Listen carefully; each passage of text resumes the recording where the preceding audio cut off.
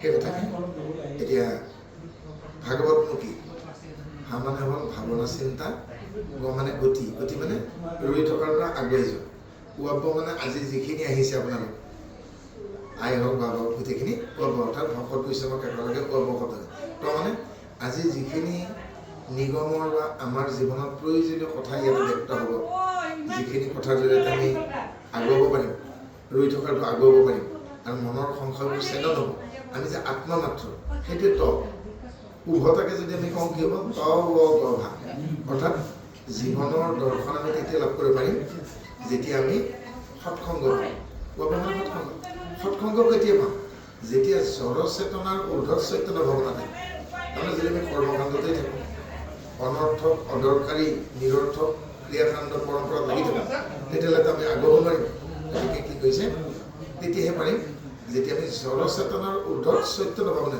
এতিয়া জড় চেতনাৰ ঊৰ্ধ্বত চৈতন্য ভাৱনা কেতিয়া হ'ব ভাৱনা আছে এতিয়া যদি পোনপটীয়াকৈ ক'ব লাগে ভাৱনা চিন্তা সত্য শুদ্ধ হ'লে এজন ব্যক্তিয়ে যেতিয়া বিচাৰ কৰিব পৰা হ'ব বিবেচনা কৰিব পৰা হ'ব তেতিয়া এই যুগ সাপেক্ষে মানে কলি যুগ সাপেক্ষে নৰতম দেহা লাভ কৰা সাপেক্ষে ভাৰতৰ জনলাভ কৰা সাপেক্ষে অদৰকাৰী নিৰৰ্থক অপ্ৰয়োজনীয় কৰ্মকাণ্ড ক্ৰিয়া এইবোৰ পৰিত্যাগ কৰি জড় চেতনাৰ ঊৰ্ধ্বত চৈতন্য ভাৱনা আৰু চৈতন্য ভাৱনা লাগি থাকিলে জীৱনৰ পদূলি বাটত সৎসংগ লাগিব আৰু সৎসংগত জীৱনৰ সত্যখিনি জীৱনৰ প্ৰয়োজনীয় কথাখিনি পাব সেইখিনি জীৱনৰ দৰ্শন এতিয়া সৎসংগনো কি সৎ অধিয়তে ইতি সাধু অৰ্থাৎ যিয়ে সত্যৰ অপালাপ নকৰে মিথ্যাচাৰ নকৰে সত্যক আশ্ৰয় কৰে তেওঁই সৎ মানুহ আৰু তেওঁৰ হৃদয়তে সৎ চিত আনন্দ সৎচিত আনন্দগণ পৰম ব্ৰহ্মই ধৰা দিব তেওঁৰ হৃদয়ত যিয়ে সত্যত থাকে আৰু সত্যত থকা লোকজনকে কয় সাধু সৎ অধিয়তে ইতি সাধু এতিয়া প্ৰশ্ন হ'ল পৰীক্ষিতে শুকক কৈছে সত্য কাক কয় গুৰুদেৱ এতিয়া শুকদেৱে পৰীক্ষিত কৈছে যাৰ পৰিৱৰ্তন নাই সেই সত্য যিটো তথ্যৰ যিটো কথাৰ যিটো বস্তুৰ কস্মিন কালেও পৰিৱৰ্তন হয় এতিয়া ভগৱন্তৰ নাম ঐশ্বত ঐশ্বত মানে কি নশ্বত ঐশ্বত দেই অৰ্থাৎ যাৰ বিশ্বতি নাই যাৰ চঞ্চলতা নাই যি লৰচৰ নকৰে যি অলৰচৰ কেনেকৈ ন তল অটল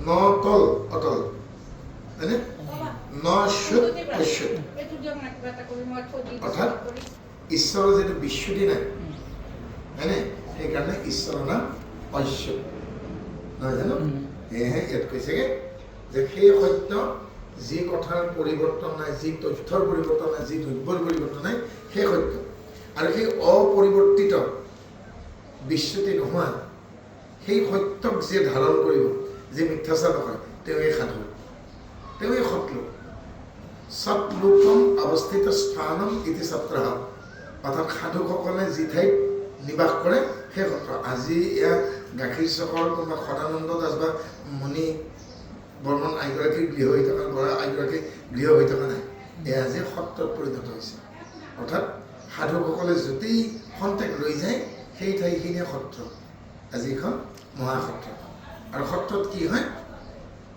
সংশয় ছেদন হয় অৰ্থাৎ সত্ৰৰ বিশেষত্ব এইটোৱে য'ত সাধুসকলে লগ লাগে আৰু ঈশ্বৰক জানিব বিচৰাসকলক নিগমৰ কথা জানিব বিচৰাসকলক মনত যদি মানে উহাদি থাকে সংশয় থাকে য'ত সংশয়টো ছেদন হয় সেয়ে সত্ৰ আৰু পৰীক্ষিত শুকে ভাগৱত কথাৰ যোগেদি মনৰ সংশয়খিনি ছেদন কৰিব যেনেকৈ গীতাত কৃষ্ণই অৰ্জুনৰ সংশয়খিনি ছেদন কৰিছে সেইকাৰণে গীতাৰ দ্বিতীয় অধ্যায়ৰ নাম সাংখ্য যুগ সাংখ্য মানে কিন্তু সংখ্যা নহয় কৃষ্ণ অৰ্জুনক 1 2 3 4 নেওতা শিকোৱা নাই কি শিকাইছেগে অৰ্জুনে যেতিয়া মনৰ শোকত বিপৰীত পক্ষত আপোন মানুহবোৰ দেখি হতভম্ব হৈছিল হাতৰ ধনু পৰি গৈছিল হয়নে গান্ধীত এৰি দিছিল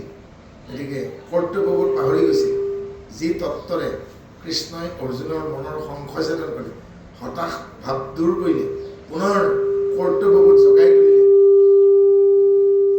আৰু কুৰুক্ষেত্ৰ যুদ্ধত তেওঁ প্ৰবল পৰাক্ৰমেৰে উত্তীৰ্ণ হ'ল। নহ'লে গতিকে সেই যুগৰ নাম হ'ল সাংখ্য যুগ। আৰু ভাগৱততো যি মুহূৰ্তত নাৰদ আহি পালে, নাৰদে যেতিয়া ক'লে পৰীক্ষিতক যে শুকদেৱ আহি আছে আৰু শুকদেৱ আহি শোকত নিয়মন হোৱা মৃত্যুমুখী পৰীক্ষিতৰ মনৰ সুখ তাপ দূৰ কৰিলে আৰু শেষত হাঁহি হাঁহি মৃত্যুবৰণ কৰিলে, নহয় জানো? পৰীক্ষিতৰ মনৰ সংশয় আছে ন। গতিকে আমিও যিহেতু সাংসাৰিক জীৱ, আশাবাদী জীৱ, আশাদ্বন্দ্বী জীৱ, আমাৰো যদি কোনোবাখিনিত সংশয় আছে, হয়নে, সেইখিনি দূৰ কৰাৰ নিমিত্তে কি কৈছে এই ভাগৱত। ভাৱনা চিন্তা গতি লাভ ভকত বৈষ্ণৱ সংগ তত্ত্ব দৰ্শন ভা গ ৱ ত, এই ভাগৱতৰ অৰ্থ। কিন্তু সম্পূৰ্ণকৈ ক'ব লাগিলে শ্ৰীমদ ভাগৱত ঈশ্বৰৰ বহুত লক্ষণ আছে, বহুত অলংকাৰ আছে। তাৰ ভিতৰত নিৰ্গুণ অলংকাৰ 8টা আছে। শ্ৰী, ঈশ, ভগ, দম, জ্ঞান, বৈৰাগ্য, ত্যাগ, এইবোৰ ঈশ্বৰৰ নেদেখা অলংকাৰ। এতিয়া দেখা অলংকাৰ কি? হাতে কাণে নিপিন্ধে জানো? কাণত পিন্ধিলে কেৰু, হাতত পিন্ধিলে খাৰু, সোণৰে হওক ৰূপৰে হওক, দেখা অলংকাৰ। এতিয়া বাক্যত কি পাওঁ? ব্যাকৰণত শব্দ অলংকাৰ আৰু অৰ্থ অলংকাৰ, হয়নে? এতিয়া তৃতীয় অলংকাৰ হ'ল ঈশ্বৰৰ অলংকাৰ। ঈশ্বৰৰ অলংকাৰ কোনবোৰ দেখোঁ? কৰ্ণত মকৰকুণ্ডল, হয়নে? কণ্ঠত কৌস্তুভমণি, হৃদয়ত শ্ৰীবৎসপান্তি, গণমালা, বৈজয়ন্তী মালা, হেমহাৰ, গজমুখতাৰ কৰা, নহয় জানো? এইবোৰ হ'ল দেখা অলংকাৰ। কিন্তু নেদেখা অলংকাৰ আছে নহয়। কি কি? শ্ৰী, ঈশ, ভগ, দম, ত্যাগ, জ্ঞান, বৈৰাগ্য, এইবিলাক হ'ল ঈশ্বৰৰ নেদেখা অলংকাৰ। আৰু আটাইতকৈ শ্ৰেষ্ঠ অলংকাৰে হ'ল শ্ৰী। শ্ৰী হ'ল ঈশ্বৰৰ আটাইতকৈ শ্ৰেষ্ঠ ঐশ্বৰ্য বা অলংকাৰ। ক'ত ব্যৱহাৰ হ'ব? ঈশ্বৰৰ বিশেষ 40টা নামৰ সন্মুখত ব্যৱহাৰ। সেই 40টা নাম আমি ক'ত পাম? মাধৱদেৱৰ নামঘোষাত 140 নম্বৰ ঘোষাৰ পৰা 180 নম্বৰ ঘোষালৈকে শিৰোনামা হৈছে নামান্না। কৃষ্ণ, বিষ্ণু, হৰি, ৰাম, মুকুন্দ, ঐশ্বৰ, অনন্ত, কেশৱ, ত্ৰিবিক্ৰম, বৈকুণ্ঠ, এইবিলাক নাই জানো? সেই তাত যি 40টা নাম আছে, সেই 40টা নামৰ সন্মুখত শ্ৰী বহিব। শ্ৰীকৃষ্ণ, শ্ৰী বিষ্ণু, শ্ৰী হৰি, শ্ৰী ঐশ্বৰ, শ্ৰী অনন্ত, শ্ৰী মুকুন্দ, শ্ৰী কেশৱ, শ্ৰী বৈকুণ্ঠ, তাত থকা সেই 40টা তাত বাদ দে বেলেগৰ সন্মুখত কিন্তু নবহে দেই। মনুষ্যৰ ক্ষেত্ৰত কি হ'ব?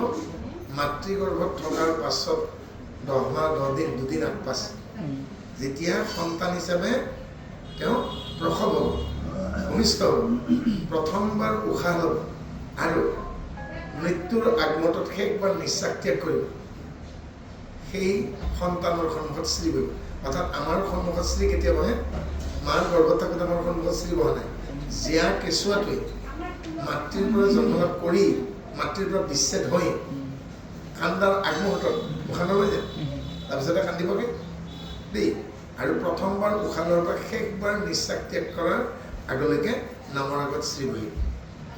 আৰু উত্তম শাস্ত্ৰ যিহেতু বেদান্তৰ সাৰ গীতা বা উপনিষদৰ সাৰ, সেইকাৰণে গীতাৰ সন্মুখত। আৰু যিহেতু নিগম শাস্ত্ৰৰ সাৰ নিগম ভাগৱত, সেইকাৰণে গীতা আৰু ভাগৱতৰ সন্মুখত শ্ৰী বহিব। ঈশ্বৰৰ 40টা নামৰ সন্মুখত, নিগমৰ সাৰ বেদান্তৰ সাৰ বাবে গীতা আৰু ভাগৱতৰ সন্মুখত, আৰু জীৱশ্ৰেষ্ঠ মনুষ্যৰ সন্মুখত। অৰ্থাৎ মানুহ কেই প্ৰকাৰ? 3 প্ৰকাৰ: পুৰুষ, মহিলা, কিন্নৰ। ভোটাৰ কাৰ্ড, বেংকৰ কাৰ্ড, আধাৰ কাৰ্ড, পেন কাৰ্ড, ওপৰত চবতে 3টাই বক্স আছে। ST SC বুলি নাই, কিন্তু তাতে ওপৰত আছে কি বুলি আছে? MFTG, তাৰমানে মেল ফিমেল ট্ৰেন্সজেণ্ডাৰ, পুৰুষ, মহিলা আৰু কিন্নৰ। America, England, Chicago, Bangladesh, Nepal, য'তেই যাক 3টাই জাতি, তাতকৈ বেছি জাতি নাই। আৰু যদি এটা বুলি ধৰে আমি মানুহ, এটা জাতি বুলি ধৰে আমি মানুহ, নহয় জানো? আৰু যদি এটাতকৈ বেছি বুলি ধৰে আমাৰ 3টা জাতি, পুৰুষ, মহিলা আৰু কিন্নৰ। আৰু যদি জাতীয় বুলি নধৰে নিগমত কি হ'ব? আমি জাতি নহয়, আমি জ্ঞাতি নহয়, এক আত্মা কৃষ্ণ দেখে মাত্ৰ। কাৰণ কাণত পিন্ধা কেৰু, হাতত পিন্ধা খাৰু যদি গলাই দিওঁ, যদি সোণৰ, আকৌ সোণ হৈ নাযাব জানো? কলিতা শৰ্মা, গোস্বামী, ফুকন, হাজৰিকা, যত যিমান আছে এইবিলাক উপাধি বেলেগ বেধে জানো তেওঁলোক মৰিলে পুৰিলে জানো চাই বেলেগ হ'ব নেকি? যদি হ'লেহেঁতেন কলিতা ফুলে কলা হ'লহেঁতেন, বৰ্মনৰ ফুলে চাইখিনি বগা হ'লহেঁতেন, গোস্বামী ফুলে গুলপীয়া হ'লহেঁতেন, হাজৰিকা ফুলে হালধীয়া হ'লহেঁতেন। হৈছে জানো? হয়তো নাইকিয়া বিষ্ঠা পলু চাই যাকেই নোপৰক চাইত পৰিণত হ'ব। যদি বাঘে খায় আদিগিৰিতে হওক গোচালতে হওক কি বিষ্ঠাত পৰিণত হ'ব। আৰু যদি কৈ আমাৰ আইতা এজনী যে উজনিত মৰিছিলে 17 দিন পিছত পালেগে পলুৱে খাই পেলালে কলা হ'ব হয় নাই? পলুৱে নাখাব জানো? এই তিনিটাই অৱস্থা। মুছলমান মানুহক পুতি থলেও সেই কবৰত গেলি গুচি যাব, এদিন মাটিত পৰিব। খ্ৰীষ্টান মানুহ এটাক পুতি থলেও সেইটো হ'ব, আমাৰ কেঁচু এটাক পুতি থলেও সেই একে মাটি কিনি দিব। গতিকে আমি জাতি নহয় জ্ঞাতি নহয় আত্মমাত্ৰ সেই সংশয়টো যাব লাগে। আৰু সেই সংশয়টো নথকাৰ কাৰণে বুজি নাপাই কাৰণে মই মোৰ অহংকাৰখিনি চলি থাকে। গতিকে সেই অহংকাৰখিনি কেনেকৈ নাপাব তাকে বেদে ক'ব। এই 4খন বেদে এটা কথাই ক'ব যে 4টা বস্তু বাহিৰত নাই, সুখ, শান্তি, আত্মসন্তুষ্টি আৰু ঈশ্বৰ। গছৰ গুৰিত, সোণৰ মূৰ্তিত, ৰূপৰ মূৰ্তিত, মাটিৰ মূৰ্তিত সোমাই থাকে না নিজৰ হৃদয় আছে। অৰ্থাৎ নিজে সুখী হ'ব লাগিব, নিজে শান্তি পাব লাগিব, আত্মসন্তুষ্টি নিজৰ আৰু ঈশ্বৰ বাহিৰত নাই। থাপনাখন যদিও আছে কিন্তু হৃদয় আছে। আৰু নাম আছে বোলে বৈকুণ্ঠলৈ গ'লো বিচাৰি বিচাৰি নাম হৃদয়। আৰু যিদিনাখনে হৃদয়তে সুখ, শান্তি, আত্মসন্তুষ্টি আৰু ঈশ্বৰ পাব জীৱনটো সম্পূৰ্ণ হ'ব। নহ'লে কিন্তু আমাৰ জীৱনটো আধৰুৱা। ভাগৱতৰ একেবাৰে শেষত কৈছে কি দ্বাদশ স্কন্ধত 4টা শিকি লগ লাগিলে এটকা হয়। কলি যুগ একো নাই, তাতকৈ তাৰমানে সৰুকৈ ক'ব নোৱাৰে বেমাৰটো সেইটো। এতিয়া কলি যুগ প্ৰথম শিকিটো ভাৰতবৰ্ষ 8 অনা হ'ল 50 পইচা, নৰতনু দেহা 12 অনা হ'ল আৰু ঈশ্বৰৰ ওচৰত আত্মসমৰ্পণ অৰ্থাৎ একশৰণত অংশগ্ৰহণ এটকা সম্পূৰ্ণ হ'ল। কলি যুগ 25 পইচা তাৰমানে 4 অনা হয়নে? ভাৰতবৰ্ষ 8 অনা হ'ল, নৰতনু দেহা 12 অনা হ'ল আৰু ঈশ্বৰৰ ওচৰত কাই বাক্যমান অৰ্পণ কৰি দিয়ে আত্মসমৰ্পণ এটকা সম্পূৰ্ণ হ'ল। অৰ্থাৎ 16 অনা উচল কৰিব লাগিলে 100 পইচা বা এটকা হ'ব লাগিলে এই 4টা সম্পূৰ্ণ হ'ল। আৰু যাৰে নহ'ব সেই কোন আহি থাকে যে 4 অনা 8 অনা 12 অনা হৈ থাকে আহি থাকিব লাগিব।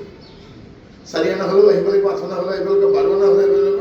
কিন্তু যেতিয়া 100 পইচা হ'ব লাগে তেওঁ সাৰূপ্য, শালুক্য, সাংযোগ্য, সমীপা, সাত্বিক যেনে হ'লেও ঈশ্বৰত লিংক যাব। তেওঁৰ আহিব নালাগে। কাৰণ কিয় নালাগে? যে হান উপায় পালে। হান মানে আমি গছডালেদি হান মাৰা বুলিহে পাব, সেই নহয়। হান উপায় কাক কয়? যি উপায় পালে মানুহে আৰু সেই মুহূৰ্তৰ পৰা অতীতত ভোগা ভোগবোৰ ভুগিব নালাগে, কষ্ট পাব নালাগে, হতাশ হ'ব নালাগে, দুখ পাব নালাগে, সুখ নাপায়, বেদনা নাহে, নিৰুৎসাহিত নহয়, মৃত্যু ভয় নোহোৱা হয়, তাকে হান উপায় বুলি কৈছে। গতিকে আজি এই 4খন বেদে আমাক কি ক'ব? হান উপায়। যিটো কথা মাধৱদেৱে শংকৰদেৱক সুধিছিল বোলে কি বস্তু পালে মানুহে আৰু জীৱনত শাস্তি খাব নালাগে আৰু দুখো নহয় একো নহয়, কম টান কথা কৈছে আৰু সেই কথাকে আমি বুজাব। এই জয় জয় কৃষ্ণ ইষ্টদেৱ হৃদয়ৰ পৰম ঈশ্বৰ সৰ্ব গুণে মনোহৰ জগত নিস্তাৰ কৰে ও যাৰ গুণ নাম ও হৃদয়ত চিন্তি কৰোঁ অলেখ প্ৰণাম। ক'ত চিন্তা কৰোঁ বুলি কৈছে? 4খন বেদে ঋক, খান, যজু, অথৰ্ব 4খন বেদে ঈশ্বৰক স্তুতি কৰিছে। জগত নিস্তাৰ কৰে যাৰ গুণ নাম হৃদয়ত চিন্তি কৰোঁ অলেখ প্ৰণাম। ক'ত চিন্তা কৰিছেগে? হৃদয়ত। কাৰণ ঈশ্বৰৰ স্থান হৃদয়। এই যাৰ দয়া বল ঘোঁৰা পৰ্বত চৰাৱে এই মুখে নাহি যাৰ সিও কবি হৈয়ে হেনয় পৰমানন্দ বন্ধু মাধৱ কওঁ ও কৃপা কৰা বাপ কৃষ্ণ ময়ো জ্ঞান কওঁ। অৰ্থাৎ যাৰ দয়া বলে ঘোঁৰা পৰ্বত চলায়, যাৰ কৃপা হ'লে যিজন অসমৰ্থ, যাৰ কেপেবিলিটি নাই, খোজকাঢ়িবই যিজন নোৱাৰে, দৌৰাটো দৌৰাৰ কথা, কিন্তু ঈশ্বৰৰ কৃপা হ'লে পৰ্বতো পাৰ হৈ গুচি যাব। যিজনে খোজকাঢ়িবই নোৱাৰে, কিন্তু যদি যাৰ কৃপা হয় ঈশ্বৰৰ, তেওঁ পাখি থকা ঘোঁৰাই, আগতে কল্পনা নকৰিছিল ন, ঘোঁৰাৰ পাখি আছিল, পাখি থকা ঘোঁৰাই যেনেকৈ বিন্ধ্য পৰ্বত হিমালয় পাৰ হৈ গুচি যায়, সেনেকৈ হেলা ৰঙে যিকোনো সমস্যা সাহসেৰে মুখামুখি হৈ তাক সফলভাৱে অতিক্ৰম কৰি গৈছে। কিমান ধুনীয়া কথা। মুখে ৰাও নাহি যাৰ সিও কবি হয়। মুখে ৰাও মানে যাৰ মুখত ভাষা তাৰ বোবা, মুকং কৰতি বাচনা বুলি কোৱা নাই, যিজন বোবা, মুকং কৰতি বাচনা পংগুং লাংঘাতি গিৰিম, যিজন বোবা কথাই ক'ব নোৱাৰে তেওঁ কবি হ'ব, হয়নে? আৰু যিজন পংগু, অপাহিজ, ফিজিকেলি হেণ্ডিকেপ, হয়নে, ফিজিকেলি ডিজেবল, তেওঁ কিন্তু সেইটোৱে, হয়নে? কাৰ কৃপা হ'ল? সেইজনৰ কৃপা। মুখে কথা ক'ব, অন্ধই দৃষ্টি পাব, হয়নে, খুৰাই লাখুটি পাব, পংগুই পৰ্বত লংঘন কৰিব, কাৰ? সেইজনৰ কৃপা হ'ল। হেনা পৰমানন্দ বন্ধু মাধৱক কৃপা কৰা বাপ কৃষ্ণ মই জ্ঞান। গতিকে সেইজনকেই মই বন্দনা কৰিছোঁ, তেওঁৱেই পৰমানন্দ, যাৰ কৃপাত একণ আনন্দ পালে জীৱই নাচি থাকে। গতিকে মোকো সেই আনন্দ দিয়া আৰু কৃপা কৰা বাপ কৃষ্ণ মই অজ্ঞান। গতিকে মোক হাতত যেতিয়া পোহৰ থাকে অন্ধকাৰ দূৰ হৈ নাযায় জানো? গতিকে মোৰ মনৰ অজ্ঞানতা দূৰ কৰাৰ নিমিত্তে মোক সেই জ্ঞানৰ পোহৰ দিয়ে। সেইকাৰণে কি কৈছে? অজ্ঞান তিমিৰান দিছে জ্ঞানাঞ্জন চালাকায়। অজ্ঞান অন্ধকাৰৰ পৰা মুক্তি দি যি পোহৰলৈকে লৈ আনিব পাৰে তেওঁ গুৰু। অৰ্থাৎ অন্ধকাৰৰ পৰা যি পোহৰলৈ আনিব পাৰে, মৃত্যুৰ পৰা অমৃতলৈ আনিব পাৰে, প্ৰমাদৰ পৰা অপ্ৰমাদলৈকে আনিব পাৰে, অসত্যৰ পৰা সত্যলৈকে আনিব পাৰে, তেওঁৱেই গুৰু। অৰ্থাৎ যিয়ে, সেইকাৰণে মাধৱদেৱে কিলে শংকৰে সংশয় ছেদি, মোৰ সংশয়খিনি যিয়ে ছেদন কৰিলে তেওঁৱেই গুৰু। তাৰমানে মাধৱদেৱে কৈছে মই কিয় শংকৰদেৱক গুৰু খুজিলোঁ? কাৰণ মোৰ মনৰ সংশয়খিনি দূৰ কৰিলে। এ নাহি অৰ্থ গূঢ় শাস্ত্ৰ ভাগৱত সম, এ তাতে বেদ স্তুতি পণ্ডিত তৰুমতি ভ্ৰম, তাহাৰ প্ৰস্তাৱ আশী ভৈলৈ উপখণ্ড, কথা বন্দে কিছু কহি বাক মোৰ মন। এনেই ভাগৱত শাস্ত্ৰ টান, তাতে আকৌ বেদস্তুতি, পণ্ডিতৰো মতিভ্ৰম হয়। কাৰণ বেদ বুলি ক'লে মানুহে কি ভাবে যে চাৰিখন গ্ৰন্থ, চাৰিখন গ্ৰন্থত আকৌ হাত ভৰি থাকিব, চাৰিখন গ্ৰন্থ আকৌ নাচি নাচি কৃষ্ণক স্তুতি কৰিব, এতিয়া পণ্ডিতৰ মতিভ্ৰম নহ'বনে? তাকে কৈছে যে সাধাৰণতে মানুহে বেদ বুলি ক'লে কি ভাবে যে সাঁচি পাততে হওক বা তাল পাততে হওক বা ডাঙৰ ডাঙৰ হাজাৰ হাজাৰ শ্লোক থকা মন্ত্ৰ থকা চাৰিখন ডাঙৰ গ্ৰন্থ, য'ত নেকি যজ্ঞ কেনেকৈ কৰিব লাগে, কাৰ নাম কেনেব লাগে, ভগৱানক কেনেকৈ স্তুতি কৰিব লাগে, ৰীতি নীতি সনাতন ধৰ্ম আস্থা কাচা যব আছে, মাত্ৰ চাৰিখন কিতাপ বুলি ভাবে। কিন্তু বেদৰ মন্ত্ৰতনো কি আছে বহুতে গমেই নাপায়। গতিকে কি কৈছে? বেদে আকৌ স্তুতি কৰিব, সেই কথা ভাবি পণ্ডিতৰো মতিভ্ৰম হয়। এবাৰ এতিয়া ঘটনাটো কেনেকুৱা তুলনাটো দিব। ঐ উচ্চক আছে মধু আছে খুৰাইয়ে দেখিল, ও মুণ্ড গাৱে বস্ত্ৰ ঢাকি তলত বখিল, দীৰ্ঘ দাণ্ডি ধৰি একম ভীতি বিদাৰিয়াম, ও যি কিছু পৰয় তুষ্ট এটা কপিয়া। এজন পংগু মানুহে, খুৰা মানুহে যি ভালকৈ খোজকাঢ়িব নোৱাৰে, তেওঁ মৌ খাবলৈকে মন গ'ল। আৰু তেওঁ নৈৰ পাৰৰ এটি পথত মানুহ খুব কমকৈ অহা যোৱা কৰে, এডাল পাকৰি গছত অলপ ওখ স্থানত দেই কি দেখিছে? মৌ বাঁহ এখন দেখিছে। এতিয়া খুৰা মানুহজনেতো গছত বগাব নোৱাৰে, গতিকে তেওঁ বুদ্ধি খাজিলে, এডাল বিজুলী বাঁহৰ মাৰি লৈ আহিলে। তামোল যেনেকৈ পাৰেগৈ তেওঁ ভাবিলেগৈ খুচি দিম, আৰু লগত কি কৰিছে এখন ডাঠ কাপোৰ লৈছেগৈ, কাৰণ মৌৱে কামুৰিব। গতিকে এখন ডাঠ কাপোৰ লৈছে আৰু এটা চৰিয়া পাতিছে, কাৰণ খুচি দিয়াৰ লগে লগে মৌ পৰিব, চৰিয়াটো ধৰিব। কিন্তু তেওঁ খোজ মাৰিয়ে কাপোৰখন ঢাকি ল'ব, চৰিয়াটোৰ প্ৰতি বহি থাকিব। কিন্তু তেওঁ বুদ্ধি কৈছে যিহেতু তেওঁ গছত বগাব নোৱাৰে সেইকাৰণে এডাল কি আনিছেগে লাঠি আকৌ কেনেকুৱা দিনত নহয় কিন্তু দিনত যে মহ বেছিকৈ দেখুৱাৰ কাৰণে কৈছে ৰাতি অমাৱস্যাৰ নিশা তেওঁ মহ পাৰিব গৈছে আৰু অনুমানতে তেওঁ সেই মানুহজনে খোজ মাৰি দিছে আৰু ভুন ভুনে মহ উৰিছেগে লগে লগে চৰিত্ৰ পাৰি মূৰে গায়ে ডাঠ কাপোৰখন উৰি তেওঁ বহি দিছে কাৰণ এসময়ত তেওঁ জানে মৌ মাখিখিনি উৰি গুচি যাব কিন্তু মৌ বাঁহখন পাৰিব পৰা নাই খোজ মাৰি দিওঁতে যিখিনি মৌ পৰিলে আন্দাজে মন্দাজে কাৰণ ৰাতিটো ভালকৈ দেখা নাযায় এই আমাৰ কবিও সেনেকৈ কৈছে মই অন্ধকাৰতে খোজ মাৰি দিছোঁ খোজ মাৰোঁতে যিখিনি পৰিলে হয়নে আৰু উচ্চ গছে মধু আছে ঘূৰাই দেখিলোঁ মুণ্ডে গাঁৱে বস্ত্ৰ দেখি তলতে বহিলোঁ দীৰ্ঘ দাণ্ডি ধৰি এশ ভীতি বিদাৰিয়া যি কিছু পৰত তুষ্ট তাকক দিয়া যিখিনি পৰিলে আৰু একবাৰ খোজ মাৰোঁতে চৰিত্ৰৰ বাহিৰতো পৰিছে কিন্তু যিখিনি পৰিলেগে সেইখিনিতেই সন্তুষ্ট অৰ্থাৎ তাকেই কৈছে অ' মূৰ সেহি পতন তৰ কৰিলোঁ সাহস ভক্তি দাঁতি দিয়া ভাঙো বেদ মধুবাস পিবে যাৰ আশাই আছে শীঘ্ৰে চাপা পাশ এই যত পাই সেই লাভি নচাৰিবা আস গতিকে সেই যিডাল মাৰিলে খোজ মাৰি দিলে সেইডালে যেন ভক্তিদান দি আৰু চাৰিখন বেদৰ যি মূল সাৰ অংশ চাৰিখন বেদৰ যিসমূহ শ্লোকে ঈশ্বৰৰ ৰূপ গুণ লীলা যশ ইত্যাদি প্ৰচাৰ কৰিছে সেইখিনি যেন সেই মৌবাসনৰ মৌখিনি অৰ্থাৎ কৰ্মী মৌবিলাকে ফল ফুল বিভিন্ন প্ৰকাৰৰ নৈ নিজৰাৰ পৰা ৰস আনেনে আনি কিন্তু সেইখিনি মৌবাহত গোট লগায় কিন্তু মনত ৰাখিব সেয়া যদি পদুম ফুল বা এতিয়া বিভিন্ন ধৰণৰ মালতী ফুলকে আদি কৰি ধুনীয়া ধুনীয়া ফুলৰ পৰা আনিছেগৈ কিন্তু বেয়া বস্তুৰ পৰা ৰখা নাই একেবাৰে জঘন্য জেগা জেগা আমি কল্পনা নকৰোঁ সেনেকুৱা ঠাইতো মৌৰ মাখিটো পৰে তাৰ পৰা মানে কিন্তু আনি লগ লগাওঁতে কিন্তু সি লেতেৰা হৈ নাথাকে সি গৈ পেলাই মৌত পৰি যাব হয়তো ছিজন বাদে এটা ছিজনত খুব মিঠা হয় আৰু এটা ছিজনত কেঁহা হয় যেতিয়া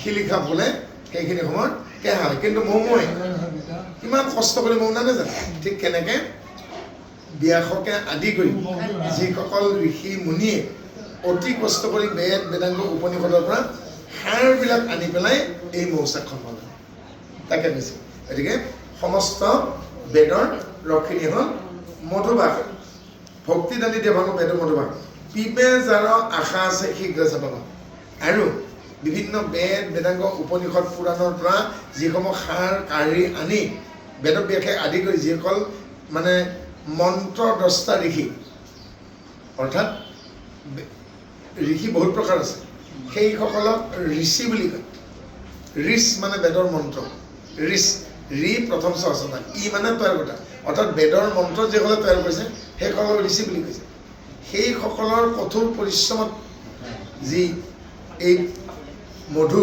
তৈয়াৰ হৈছে পিবে যাৰ আশা আছে শীঘ্ৰে চাপা যাৰ সেই মধু পান কৰিবলৈ ইচ্ছা আছে শীঘ্ৰে কাষ চাপিছে যত পাই সেই লাভ নচাৰিবা আৰু যিয়ে আগতে আহিব সি বেছিকৈ পাব এটাকে কৈছেগৈ যদি সেই বেদৰ মধু পান কৰিবৰ ইচ্ছা আছে দেৰি নকৰি পেলাই আগবাঢ়ি গৈছে একেখিনি কথাকেই ব্যাসদেৱে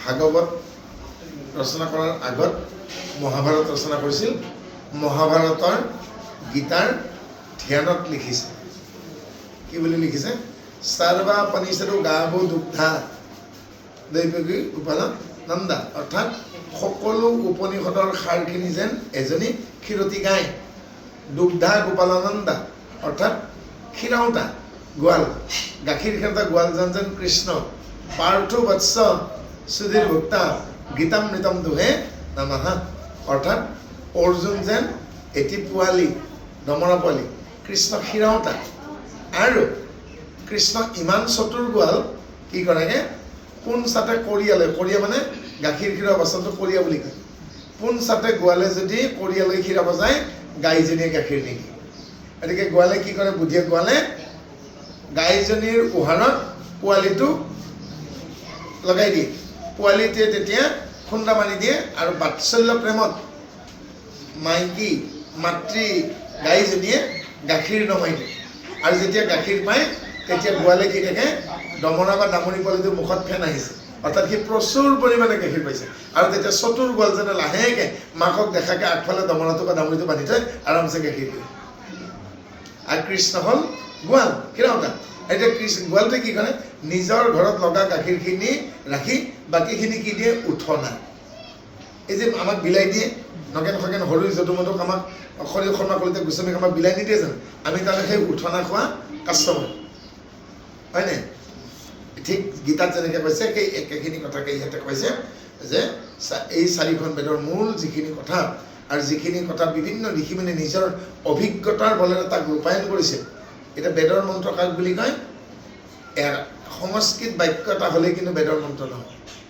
বেদৰ মন্ত্ৰত কি থাকিব লাগিব নহ'লে আমি বেদস্থলী বুজি নাপাওঁ ঋষি দেৱতা ছন্দ অৰ্থাৎ চাৰিখন বেদ মিলি প্ৰায় 21,000 শ্লোক আছে আৰু এটা এটা শ্লোকে এজন এজন দেৱতাৰ কথাহে কৈছে অকণমান আগতে আমাৰ নামাচাৰ্য আইগৰাকীয়ে দেই এটা সেৱা ধৰিছে কি বুলি ধৰিছে কোটি কোটি ঘোৰ হয়নে আৰু ইয়াতে কি লিখিছে 33 কোটি হয়নে 33 কোটি মানে কিন্তু 33 কোটিৰ কথা কোৱা নাই 33 প্ৰকাৰ কাৰণ 21,000 মন্ত্ৰ আছে 21,000 যদি মন্ত্ৰ আছে তাৰমানে 21,000 বাৰহে দেৱতাৰ নাম উচ্চাৰিত হৈছে 1 কোটি বাৰতো হোৱা নাই 1 কোটি বাৰ 1 লাখতো হোৱা নাই 33 জন কি একাদশ ৰুদ্ৰ মানে শিৱৰ 11টা নাম তৃতীয় স্কন্ধত পাব দেই তাৰপিছত দ্বাদশ আদিত্য লগতে 2জন অশ্বিনী কুমাৰ অষ্টবসু সুম আপ অনিল অনল ধৰ প্ৰভাস প্ৰত্যক্ষ এই গোটেইকেইজন মিলি 33 জন এই 33 জনে 33 দেৱতা দেই এতিয়া এই 33 জনক লৈ পেলাই এই 21,000 শ্লোক হয়তো 5,000 মান শ্লোকত কেৱল শিৱৰ নামে আছে হয়তো 11,000 শ্লোকে কেৱল বিষ্ণুৰ কথাকে কৈছে 2,700টা শ্লোকে কেৱল ইন্দ্ৰৰ কথাই কৈছে প্ৰায় 900 শ্লোকে কেৱল অগ্নিৰ কথা কৈছে অগ্নিকে 900 বাৰ অনুষ্ঠান কৰিছে এজন দেৱতাই দেই পৰ্যায় বেছি শব্দ বুলি কয় তাৰ সমাৰ্থক অগ্নি অনল হুতাসুন পাৱক দহক তেওঁলোকে কৈছে তেনেকৈ নৰ মনুষ্য মানৱ মানুহ মানুষ আমাকে কোৱা নাই যে ঠিক আছে এতিয়া কি পাম আমি বেদৰ মন্ত্ৰ ক'ব লাগিলে 3টা বস্তু লাগিব ঋষি দেৱতা ছন্দ এই মন্ত্ৰটো কোন ঋষিয়ে লিখিছে কি ছন্দত লিখিছে প্ৰত্যেকটো মন্ত্ৰৰ ছন্দ থাকিব লাগিব কি ছন্দত লিখিছে আৰু কোন দেৱতাৰ কাৰণে লিখিছে যেতিয়া পুৰোহিতসকলে বিভিন্ন যজ্ঞৰ কাৰণে বিভিন্ন দেৱ দেৱীৰ কাৰণে মন্ত্ৰবোৰ গায়ন কৰে পূজাতে হওক বা হোমতে হওক এই গায়ন কৰিলে কেতিয়াবা খৰকৈ মাতে কেতিয়াবা লাহেকৈ মাতে অপৰাধ হ'ব পাৰে কেতিয়াবা 2টা মন্ত্ৰ থাকি যায় গতিকে তাৰ বাবে প্ৰত্যেকজন পুৰোহিতে আত্মৰক্ষাৰ মন্ত্ৰ গাবই লাগিব এতিয়া আত্মৰক্ষাৰ মন্ত্ৰটো কশ্যপ ঋষি লিখিছে অগ্নি দেৱতাৰ অৰ্থে অনুষ্টুপ ছন্দ ওম ই তস্যা কশ্যপঃ ৰণুষ্টপুঃ ছন্দো অগ্নি আত্মৰক্ষাম জাপেহে বিনিয়োগাঃ অৰ্থাৎ কশ্যপ ইয়াত ঋষি অগ্নি দেৱতা অনুষ্টুপ ছন্দ বেদৰ ছন্দ থাকিব লাগিব মন্ত্ৰ স্তূপ ত্ৰিস্তূপ অনুষ্টুপ বৃহৎ পংক্তি গায়ত্ৰী এয়া হ'ল বেদৰ মন্ত্ৰৰ ছন্দ দেই এতিয়া কি থাকিব লাগিব বেদৰ মন্ত্ৰবিলাকৰ 4টা ভাগ আছে কি কি গাতা হুতা উদ্গাতা ব্ৰহ্মা বেদৰ মন্ত্ৰক 4 ভাগ কৰা হয় 4খন বেদ কি কি গাতা হুতা উদ্গাতা ব্ৰহ্মা ছন্দবোৰ আমি কি পালোঁ স্তূপ ত্ৰিস্তূপ অনুষ্টুপ বৃহৎ পংক্তি গায়ত্ৰী 4খন বেদ 4 প্ৰকাৰ শ্লোকৰে সৈতে গোটেইকেইটা ছন্দৰে সৈতে কোনটো মন্ত্ৰ কি ছন্দত পাতিব লাগিব যেনেকৈ আমি এই প্ৰসংগ কৰোঁতে পদৰ সুৰ বেলেগ লেচাৰীৰ সুৰ বেলেগ জোনাৰ সুৰ বেলেগ যুদ্ধৰ বৰ্ণনত ঝুমুৰি আহিব দেখা নাই যে শ্যামন্ত গ্ৰন্থত পাইছে নে ঝুমুৰি ছন্দ পাইছে নহয় গতিকে জোনা ঝুমুৰি পদ পয়াৰ লেচা যেনেকৈ বেলেগ সেনেকুৱাকৈ বেদৰো ছন্দবিলাকৰ সুৰবোৰ বেলেগ আৰু এই ছন্দৰে সৈতে 4খন বেদৰ 21,000 শ্লোক যাৰ মুখস্থ তেওঁ কোৱা হয় চতুষ্পাঠী। চতুষ্পাঠী মানে যি ব্যাকৰণত পাৰ্গত আৰু লগতে 4খন বেদৰ মন্ত্ৰ মুখস্থ বুজাই দিব পাৰে আৰু তেওঁ গায়ন কৰিব পাৰে। তেওঁৰ নাম হ'ল বেদান্ত বাচস্পতি বা চতুষ্পাঠী। কিমান টান কাম, বৰ সহজ কাম নহয়। আৰু ইয়াত ঋগ্বেদ হ'ল আটাইতকৈ পুৰণি আৰু সেইকাৰণে ঋগ্বেদৰ শব্দবোৰ আটাইতকৈ পুৰণি। ঋগ্বেদৰ সংস্কৃত বেলেগৰ লগত নিমিলে। তাৰ পাছত আহিল সামবেদ। সামবেদ মানে স্তুতি, ঈশ্বৰক কেনেকৈ স্তুতি কৰোঁ। সাম শব্দৰ হ'ল স্তুতি। আমি যেনেকৈ তুতৈ পাইছোঁ, চপৈ পাইছোঁ, এই স্তুতি। এতিয়া যজুৰ্বেদত বিভিন্ন দেৱ দেৱীৰ পূজা অৰ্চনাৰ নীতি নিয়মৰ কথাবিলাক পাব সংখ্যা। আৰু অথৰ্ববেদত আয়ুৰ্বেদ, ধনুৰ্বেদ, শাৰীৰবেদ সমস্তখিনি পাব। তাৰ আকৌ ভাগ থাকিব। ব্ৰাহ্মণ, বেদৰ ভাগবিলাকক ব্ৰাহ্মণ বুলি কয়, প্ৰতিচাক্ষ্য বুলি কয়। এইবোৰ পৰৱৰ্তী কালত আপোনালোকে পাব। আৰু এই বেদৰ কি কৈছে যে বৰ কঠিন মূল তত্ত্বটো। আৰু এই বেদৰ যিবোৰ শ্লোকে ঈশ্বৰক প্ৰাৰ্থনা কৰিছে সেইখিনিকে একেলগে ইয়াত কি দিছে, বেদৰ স্তুতি বোলা হৈছে। এই অনাদি প্ৰসিদ্ধ বেদ আপুনি প্ৰমাণ, তাহান প্ৰমাণ নিবি চাৰি কোঠান, হেন বেদ পন্তয়ুপ দেখিব কটকে, দ্বাৰকাক গৈলা কৃষ্ণ কহিলন্ত ভোকে। আৰু কেতিয়াবা অৰ্জুনক, কেতিয়াবা মৈত্ৰেয়ক, কেতিয়াবা উদ্ধৱক কৃষ্ণই নিজেই বেদৰ কথা কৈছে আৰু কৈছে তোমালোকে মই ক'ত থাকোঁ, কেনেকৈ থাকোঁ, কি কৰোঁ প্ৰমাণ নিবিচাৰিবা। যদি প্ৰমাণ বিচাৰা মোক নোপোৱা।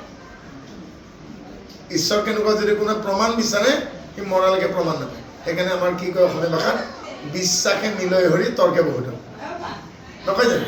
এতিয়া বিশ্বাসে মিলয় হৰি মানে কেনেকুৱাকৈ, দ্বিতীয়মান শ্ৰেণীত থাকোঁতে আইতাক সুধিছিলোঁ, আইতা এই পানীত বোলে ডাঙৰ ডাঙৰ পানীত মানে হ্ৰদত সাগৰত বোলে ঘৰিয়াল থাকে, কেনেকুৱা দেখা? আইতাই দেখা পাইছে, কিন্তু মইতো দেখা নাই, দ্বিতীয়মান শ্ৰেণীত পঢ়োঁ। তেতিয়া 6 বছৰ, তেতিয়া আইতাক কৈছে বেৰত সেইটো কি বোলে জেঠি, দেখাত এনেকুৱা খালি চাইজত দেখা কনচেপ্টটো। আৰু তাৰ পিছৰ বছৰতে তৃতীয়মান শ্ৰেণী পাওঁতে চিৰিয়াখানাত লৈ গ'ল 15 আগষ্টত। আৰু চিৰিয়াখানাত দূৰৰ পৰা চালে দেখা যায় হয়তো ঘৰিয়াল চা। মই ভাবোঁ হয়তো আইতাই যেনেকৈ কৈছিল ঘৰটো সেনেকুৱাইতো দেখাত, খালি চাইজত ডাঙৰ, হয় নাই? আৰু এদিন আইতাক সুধিছিলোঁ, আইতা বাঘ কেনেকুৱা? হাবিত বোলে বাঘ থাকে, ডাঙৰ ডাঙৰ পহু বোলে বোলে ধৰি দৌৰাই দৌৰাই খায়। এই বাঘ চাওক, সেইডাল কি? সন্মুখত নিয়াও কৈছে বোলে মেকুৰী, আমাৰ ভাষাত বিৰালী বুলি কয়। এনেকুৱাই দাঁড়ি থকা মতা মাইকী দেখাত একে, খালি আকাৰত ডাঙৰ হয়। চিৰিয়াখানাত যেতিয়া গ'লোঁ বাঘটো মেকুৰীৰ নিচিনাই দেখাত। এতিয়া মই বিশ্বাস হ'ল নহয়, তাৰমানে আইতাই ধেমালিকে কোৱা নাই, সঁচা কথাই কৈছে। সেইকাৰণে কি কয় অসমীয়া ভাষাত, বাঘ চাব নালাগে বিৰালীকে চাব। তাৰমানে মেকুৰীটো চাওঁতে বাঘটো আমি দেখা নিচিনা নহ'ল জানো, হয় নাই? এঘৰ মানুহৰ তাত গৈ মাকো নাই বাপেকো নাই, আমাৰ সবল সভা গৈছে। গৈ পেলাই কি কৈছেগৈ, কিয় হেৰি কি কাৰণে বা অহা হ'ল, তেওঁ কৈছেগৈ নৱীকৰণ নিবলৈকে আহিছে। তাৰমানে আমাৰ সেই নামঘৰৰ বৰমণিটো নিবৰ কাৰণে আহিছে। তেতিয়া কৈছে মাও নাই দেউতাও নাই, বহকচোন দেই। বহি পানী দিলেগৈ, দি পেলাই সমস্তখিনি কৈছেগৈ চাহ খাব নেকি? বোলে আমি 3 ঘৰ মানত খাই আহিছোঁ। তেতিয়া কৈছেগৈ কিমানকৈ তুলিছে নৱীকৰণ? বোলে মুষ্টি বিকাৰ কথা মায়ে আৰু দেউতাই জানে। কিমানকৈ তুলিছে? বোলে আমি 500 টকাকৈ তুলিছোঁ। ছোৱালীজনীয়ে টকা 500 ওলাই দিলে, কৈছেগৈ চাহ খাই গ'লে ভাল পালোঁহেঁতেন। আৰু 3জন ভকত গ'লে 3জনকে এখন এখন গামোচা দেখুৱাই কৈছেগৈ গধূলি আহিলে মা দেউতাক পাব মেডিকেলত গৈছে। তেতিয়া এখেতসকলে প্ৰথম দিন গৈছেগৈ মানুহ ঘৰত। এতিয়া সেই গাভৰু ছোৱালীজনী অকলে ঘৰত আছে। যি ধৰণৰ সেৱা, নে ভয় খাইছে কাৰণ ভকত আহিছে, নে কিবা বেলেগ কোনো কথা নাই? আজি বিহুৰ বতৰ, সেৱা ভাগ কৰিছেগৈ, পানী আগবঢ়াইছে, চাহ খাব নেকি সুধিছেগৈ। নিজে মাক বাপেকক সুধি থাকিবলগীয়া নাই, 3খন গামোচা নি মান ধৰিছে। তাৰপিছত কৈছেগৈ অৰিহণাটো দিছে, গধূলি আহিলে মা দেউতাক পাব। তেতিয়া বাকী তেওঁলোকে কথা পাতি আহিছে। ছোৱালীজনী চাগে মেট্ৰিকো পাছ কৰা নাই, 8-9 পঢ়ি আছে। কিন্তু যিখিনি মাক দেউতাকে সংস্কাৰ দিছে, অৰ্থাৎ ছোৱালীজনীৰ লগত তেওঁলোকে মাত্ৰ 11 মিনিট নে 12 মিনিট যায়, সেই 12 মিনিটতে গম পাই গ'ল মাক বাপেকে কেনেকুৱা। তাৰমানে যি মাক বাপেকে এই ছোৱালীজনীক পৃথিৱীত আনিছে, সেই ছোৱালীজনীৰ লগত দুষাৰ কথা পাতোঁতে তেওঁলোকে গম পাই গ'লে। তাৰমানে হৈ থকা ভাতখিনি এটা চাউল টিপি দিলে ৰান্ধনি যেনেকৈ গম পাই নমাব হৈছে। চেম্পল চাৰ্ভে পালে নে নাই? গতিকে আপোনাৰ ব্যৱহাৰে আপোনাৰ পৰিচয় বাবতে গম পাই গ'ল যে কি ধানৰ কি চিৰা নাজানে। গতিকে কি কৈছে বিশ্বাসে মিলে ধৰে। সৰুতে আমি কিবা এটা সোধোতে মা দেউতা বা আই বোপাই যেনেকৈ আমাক বুজাই দিছিল আৰু সেয়া সঁচা হৈছিল, এ জেঠা দেই, এ খুৰা, এ পেহা, সিফালে নাযাবি, পানী পিছল কৰি আছে, ইয়াত নুচুবি, শ্বৰ্ট কৰিবি, হয়নে? আমাক শিকাই দিয়া নাছিল জানো? আমাক শিকাই দিওঁতে যেনেকৈ কৈছে ঠিক তেনেকৈ আমাক মা দেউতাক সৰুতে কওঁতে যি কৈছিল তাকে যেনেকৈ কৈছে। সৰু ল'ৰা ছোৱালী কি বুলি ভাবে গম পাইছে? বাপেককে ভগৱান বুলি ভাবে যে, কাৰণ যি খুজে তো বাপেকক পাবই। আৰু যদি বাপেকক ভয় কৰে কি কৰে, হেড বাইদেউক থৈ দি মাকক কৈ দিব। আৰু বাপেকে যিটো বস্তু নিদিওঁ বুলি কয় মাকক নিদিয়েনো কেলেকে, বেয়া পাই থাকে জানো? তাই দুসাজ ভাত কৰে, আল্টিমেটলি আদায় দিবই। তাৰপিছত কি কৰে, মানুহ পাৱাৰ কম নহয়, কিয় কাৰণে হেড ছাৰে নিদিলে গ'ল, হেড বাইদেউ কওঁতে দেখোন পাই গ'ল। আপোনালোকে মন কৰকচোন সৰু কথাবিলাক। এতিয়া আপোনাক নাপাই পেলাই মাকক থৈ দি নিয়ে নে নিনিয়ে? হয়নে? হয়নে? সেইকাৰণে কি বাপেকে দেউতাই নোৱাৰা কাম নাই, দেউতাতকৈ শক্তিশালী মানুহ নাই, দেউতাতকৈ ওখ মানুহ নাই, দেউতাতকৈ তাৰমানে কি বাপেকে যাকে আধা মৰা শিঙি মাছে হওক, হয় নহয়? ঠিক সেনেকুৱা এতিয়া বিশ্বাস মানে যি কৰিছে আৰু দেউতাকে যে মানে ক'ৰ পৰা কেনেকৈ আনিছে হয়তো নাজানে, কিন্তু আনি দিছেতো। সেইকাৰণে কি বিশ্বাসে মিলে, কাৰণ দেউতাক মই কওঁ বিশ্বাস লোৱাৰ কাৰণেতো, হয়নে? গতিকে আমাক ঈশ্বৰতে কেনেকৈ বিশ্বাসত ল'ব দিছে। গতিকে কি চাব দিছে? সেইকাৰণে কি বুলি ক'লে যে অনাদি প্ৰসিদ্ধ বেদ আপুনি প্ৰমাণ তাহানা প্ৰমাণো নিবিচাৰিব। ইয়াৰ প্ৰমাণ বেদেই, ঈশ্বৰ যে আছে সেইটো তাৰ প্ৰমাণ বেদেই। গতিকে বেলেগে আৰু পৃথকে ঈশ্বৰ ক'ত আছে বুলি প্ৰমাণ চাব নাযাব। যি ব্ৰহ্মা আৰু শিৱই, ব্ৰহ্মাই হিৰণ্যকশিপুক অমৰত্ব দিব নোৱাৰিলে, শিৱই ধূম্ৰলোচনক য'তে হাত দিবি ততে পুৰি যাব বুলি কৈ পেলাই বৰদি নিজেই পলাই ফুৰিবলগীয়া হয়। আৰু সেই ব্ৰহ্মা শিৱৰ নিচিনা ক্ষুদ্ৰ দেৱ দেৱীবিলাকৰ পুতলা আনি পেলাই পূজা কৰিলে তেওঁলোকে কিবা কৰিব নেকি? স্বয়ং ব্ৰহ্মাই নিজে উপস্থিত থাকি পেলাই অমৰত্ব দিব নোৱাৰে হিৰণ্যকশিপুক। স্বয়ং শিৱই ভস্মলোচনক বৰ দি পেলাই নিজে পলাই ফুৰিবলগীয়া হ'ল, হয়নে? এতিয়া যদি সেই ব্ৰহ্মা সেই শিৱৰ পুতলাহে, সোণৰে হওক মাটিৰে হওক, তেওঁলোকৰ পুতলা আনি পূজা কৰিলে তেওঁলোকে কিবা দিব নোৱাৰে। স্বয়ং নিজে সুখৰিলে আহি ব্ৰহ্মাই দিব নোৱাৰে, নহয় জানো? তাকে কৈছে গতিকে প্ৰমাণ নিবিচাৰিব। আজি শিৱ আৰু ব্ৰহ্মাকে আদি কৰি কোনোবাই দিওঁ সেই ভগৱন্তৰ ভঁৰালৰ পৰাই দিয়ে, কাৰণ তেওঁলোকৰ নিজাকে ভঁৰাল নাই। নিজাকে ভঁৰাল নথকাৰ কাৰণে ক্ষুদ্ৰ দেৱ দেৱীয়ে মুক্তি, সমাধি আৰু পুনৰ পৃথিৱীত জন্ম লোৱাৰ পৰা তেওঁলোকে ৰক্ষা কৰিব নোৱাৰে। আদি ভৌতিক, আদি দৈৱিক, আধ্যাত্মিক তিনিটা পৰা পৰিত্ৰাণ দিয়াৰ ব্যৱস্থা কৰিব নোৱাৰে। প্ৰাৰব্ধ, আৰব্ধ, অনাৰব্ধ তিনি প্ৰকাৰৰ সংস্কাৰ পৰা মুক্তি দিয়াৰ ব্যৱস্থা কৰিব নোৱাৰে ঈশ্বৰ ব্যতিৰেকে। গতিকে তেওঁ অতুলনীয়, ইনক্ৰেডিবল, তেওঁৰ লগত আৰু কোনো লগত তুলনা নাই, অতুল্য, তুলনাই নহয় বুলি কৈছে। হেন বেদপন্থ উপযোগী ভকতকে দ্বাৰকাক গৈলে কৃষ্ণ কহিলন্ত গ'ল। আৰু এনেদৰে মৈত্ৰেয়ক, অৰ্জুনক, কুন্তীক, ভীষ্মক কৈ কৃষ্ণই দ্বাৰকালৈকে গ'ল। দ্বাৰকা ক'ত কোনে বনাইছিল? সাগৰৰ মাজত কৃষ্ণৰ ককায়েক বলৰাম, বলৰামে বিয়া কৰাবলৈ ছোৱালী বিচাৰি পোৱা নাই। তেতিয়া নাৰদে ক'লে দ্বিতীয় বিশ্বকৰ্মাৰ জীয়েকক আপুনি বিয়া কৰক। দ্বিতীয় বিশ্বকৰ্মা কোন?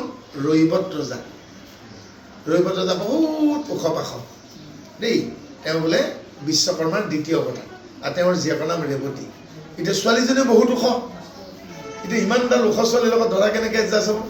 তেতিয়া ৰৈবত আৰু নাৰদে ক'লে বলৰামৰ নাঙলৰ শিৰলোটো ৰেৱতীয়ে চুই দিলে বলৰামতকৈ আৰু চাপৰ হৈ যাব।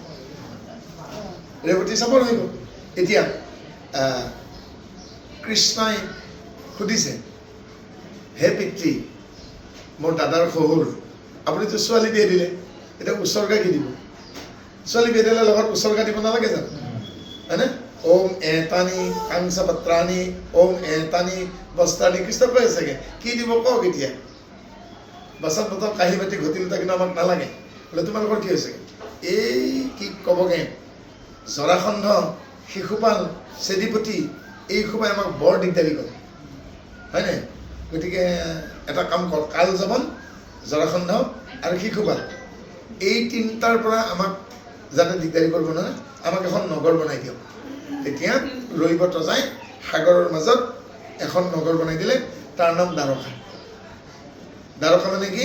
দ্বাৰ মানে দৰ্জা, দুৱাৰ, ইংলিছত দুৱাৰ নহয় জানো? বেছি দিব দুৱাৰত থাকে কাৰণে দৌৰি কাই মানে শৰীৰ, অৰ্থাৎ এই শৰীৰটো দ্বাৰকা, কাৰণ এই শৰীৰটোত 10খন দুৱাৰ আছে। এইবাৰ ৰবিভদ্ৰজাই ক'লে চুক্তি কিন্তু এটাই, মই দৰ্জা দিছোঁ কিন্তু চকীদাৰ টোপনি যাব নোৱাৰিব।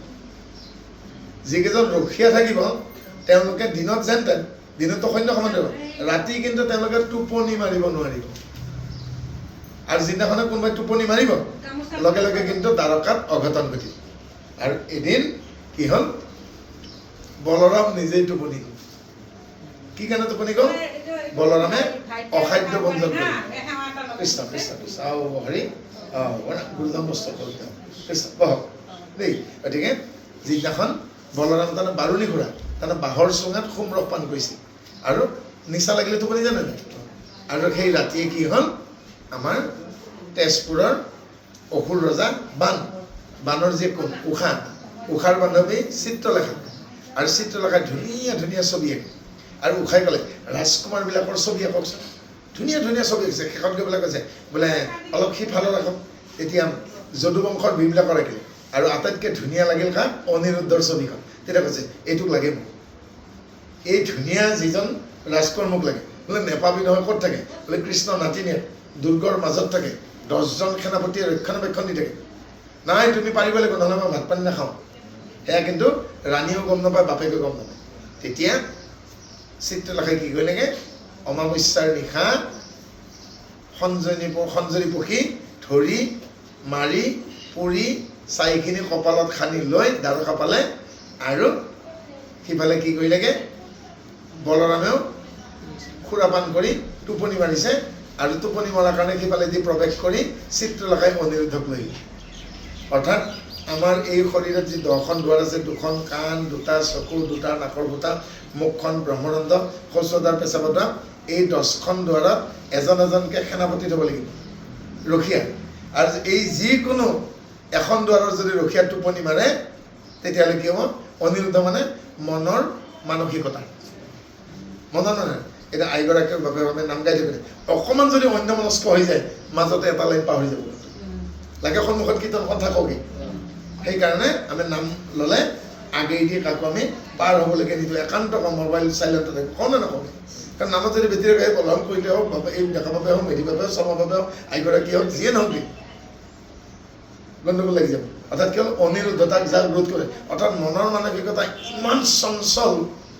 সেইকাৰণে মাধৱদেৱে কি লিখিব লাগে, তুমি চিত্তবৃত্তি কৰা, চিত্তৰ চঞ্চলতা নাখাব পাৰে। লিখিলেনে? গতিকে কেতিয়া চোৰ হ'ল দ্বাৰকা গমে পালে। আৰু সেইকাৰণে কৃষ্ণ ক'ত গ'লগে, হেন বেদপন্থ উপদেশী ভকতকে দ্বাৰকাক গৈলে কৃষ্ণ কহিলন্ত ভোগে। কৃষ্ণ দ্বাৰকালৈকে কালযাপনক নিজে বধ কৰা নাই নহয়, মুচুকুন্দক লগৈহে বধ কৰাইছে, জৰাসন্ধক নিজে বধ কৰিছে নেকি? ভীমৰ হতুৱাইহে বধ কৰাইছে কি, হয়নে? আৰু শিশুপালক শেষত কৈছে নহয় 100টালৈকে সময় কৰিম, নিজৰ পেহীয়েকৰ ল'ৰা নহয় যে বধ কৰিব লগা হ'লগে। হেন শুনি পৰীক্ষিত শুনিলা মনতে, গুণময় বেদ ব্ৰহ্ম বসা নে কি মতে, নিৰ্গুণ ব্ৰহ্মতইটো নগতই বুলি ঋষিত নিপতি পুচি লন্ত কৃতাঞ্জলি। পৰীক্ষিত টান প্ৰশ্ন কৰিছে, যদি ঈশ্বৰ নিৰ্গুণেই হয়, নিৰ্গুণ নিৰাকাৰ হয়, তেতিয়াহ'লে সগুণ গুণক বেদে কিয় বসানে? টান প্ৰশ্ন কৰিছে। এতিয়া গীতাখন অনুবাদ কৰোঁতে গোবিন্দ বৈশ্য গীতা পঢ়া নালাগে নালাগে নালাগে নালাগে নালাগে ক'লে, আৰু শেষত গৈ পেলাই মহাত্মাত কি ক'লে, 100খন গীতা দান কৰিলে সালংকৃত শ্ৰী লাভ কৰেগৈ। 100 বছৰৰ বুঢ়া এটাই যদি 100খন গীতা গাত কৰে, যাতে সালংকৃত শ্ৰী লাভ কৰেগৈ। বুঢ়া গীতা কাণত ল'ব নে কি কৰিব নে কোচত ল'ব, নহয় জানো? গতিকে 100খন গীতা দান কৰিলে সালংকৃত শ্ৰী লাভ হ'ব বুলিতো কৃষ্ণই অৰ্জুনক কেতিয়াও কোৱা নাই, কৈছে জানো? নাই কোৱা। গতিকে কি ক'লে, টোপ দিলে। প্ৰথম নিষ্কাম কৰি পেলাই শেষতকৈ আকৌ সকামিলৈকে গুচি নগ'ল জানো, হয়নে? একে কেনে যদি নিৰ্গুণ নিৰাকাৰে হয় ঈশ্বৰ, তেতিয়া সগুণ কেনেৰে কিয় বখানি লাগে? বৰ ধুনীয়া কথা কৈছে। এৰাম হেন কোক ব্ৰহ্মময় কহিলো নিশ্চিত, যিটো ব্ৰহ্ম বস্তু বুলি নপাৰি কল্পিত, সত্য ৰজ 3 গুণৰ অবাহিৰ, কাৰ্য কাৰণ 2টো পৰা সদা স্থিৰ। আৰু ক'লে, এই পৰীক্ষিত ইমান সহজ নহয়, যিটো ব্ৰহ্ম সেই কল্পনাৰ অতীত ব্ৰহ্মৰ না আকাৰ আছে না আকৃতি আছে না ৰং আছে তাৰমানে পৰমাত্মা পৰমেশ্বৰ যি ব্ৰহ্ম পৰম ব্ৰহ্ম তাৰ আকাৰো নাই আকৃতি নাই ৰঙো নাই কল্পনাৰ গোচৰ ভাৱৰ গোচৰ সকলোৰে গোচৰ তাক কল্পনাৰে সীমাবদ্ধ কৰিব নোৱাৰি এবিঘা মাটি একঠা মাটি বেৰ দিব পাৰিব ৱাল দিব পাৰিব কিন্তু আত্মাটোৰ চাৰিফালে আপুনি বেৰ দিব নোৱাৰে হাতী এটা মৰিছে তাৰ আত্মাটো ডাঙৰ পৰু এটা মৰিছে তাৰ আত্মাটো সৰু হ'ব নেকি কোনোবাই যদি ভাবে একদম প্ৰকাণ্ড হাতী মৰিছেগৈ তাৰ আত্মাটো নিশ্চয় খৰাহীটো সমান হ'ব এতিয়া পৰুৱাটো মৰিলগৈ তাৰ আত্মাটো নিশ্চয় তিলটোৰ সমান হ'ব মিছা কথা আত্মাৰ কোনো চাইজ নাই হাতীটো মৰিছে বুলি নাপাব তাৰ মস্ত আত্মা মৰিলে হয় নাই কাৰণ আত্মা নমৰেই আত্মা অজৰম তাকে কৈছে যে যিটো ব্ৰহ্ম বুলি নপাৰি কল্পিত সত্তৰতম গুণৰ বাহিৰত এই কথা কৃষ্ণই অৰ্জুনক কৈছে সেই কথাকে পিতৃ লিখা ব্যাসে লিখা কথাকে সুকে পুনৰ পৰীক্ষিত কৰিছে কি বুলি কৈছে ত্ৰৈগুণ্য বিচাবেদা নিস্ত্ৰৈগুণ ভাৱাৰ্জুনা নিৰ্দণ্ড অনিত্যশ্ৰেষ্ঠ নিৰিগসম আত্মমান হে পৰীক্ষিত এই কথাকেই মোৰ পিতৃৰ ৰচনাত অৰ্থাৎ ব্যাসৰ ৰচনাত ওলাইছে অৰ্থাৎ কৃষ্ণই অৰ্জুনক কি বুলি কৈছে যে সত্য ৰজ তম তিনি গুণৰ অতীত সেইকাৰণে তেওঁ ঈশ্বৰ কি ত্ৰিগুণাতীত সংস্কৃততকৈ নিস্ত্ৰয়ী গুণা ত্ৰৈগুণ্য বিচাবেদা নিস্ত্ৰয়ী গুণ তম তিনি গুণৰ অতীত অতীত অতীত অতীত ভগৱান ত্ৰিগুণাতীত ত্ৰিগুণাতীত সংস্কৃতত তাকে কয় নিস্ত্ৰয়ী গুণা আমি তিনি গুণৰ ভিতৰত ত্ৰিগুণাতীত এই কথাটো উঠাইছে বেদে উঠাইছে বেদে কৈছে নেকি সুকে পৰীক্ষিত হৈ আছে সুকে হৈ আছে পৰীক্ষিত সংবাদৰ হেন সুক ব্ৰহ্মময় পঢ়ি নিশ্চিত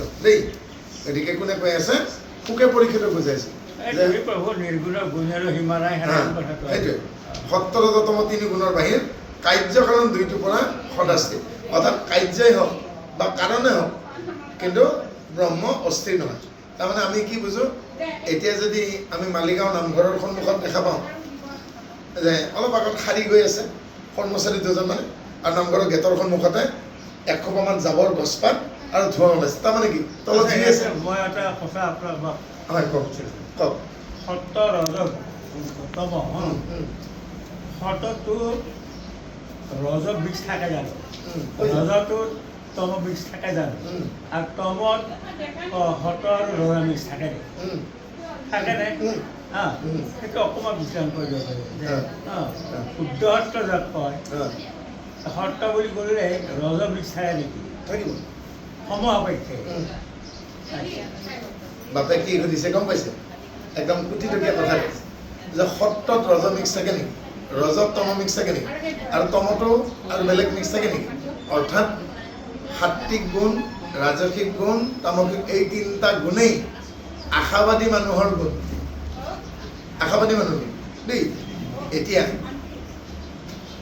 এই তেতিয়াহ'লে এই ক্ষেত্ৰত এটা কোৱা যায় নেকি হয় কওক যে জানিবা বিষ্ণুৱে সমস্ত জগতে হাৰ নাম গুহা দিছে তাৰে কৰে কৃষ্ণ একাদেৱ দুপহৰি কাল মায়া নিৰ অধিকাৰী কৃষ্ণ বিনা শ্ৰেষ্ঠ দেৱ নাহি নাহি আৰ তাৰে পিছতো পংক্তিত কৈছে সৃষ্টি স্থিতি অন্তকাৰী দেৱ তান্ত বিনা আৰু নাহিকে ব জানিবা বিষ্ণুৱে সমস্ত জগত হাৰ কৃষ্ণই সমস্ত জগত হাৰ বুলি ক'ব পাৰিহেঁতেন নহ'ব সেইটো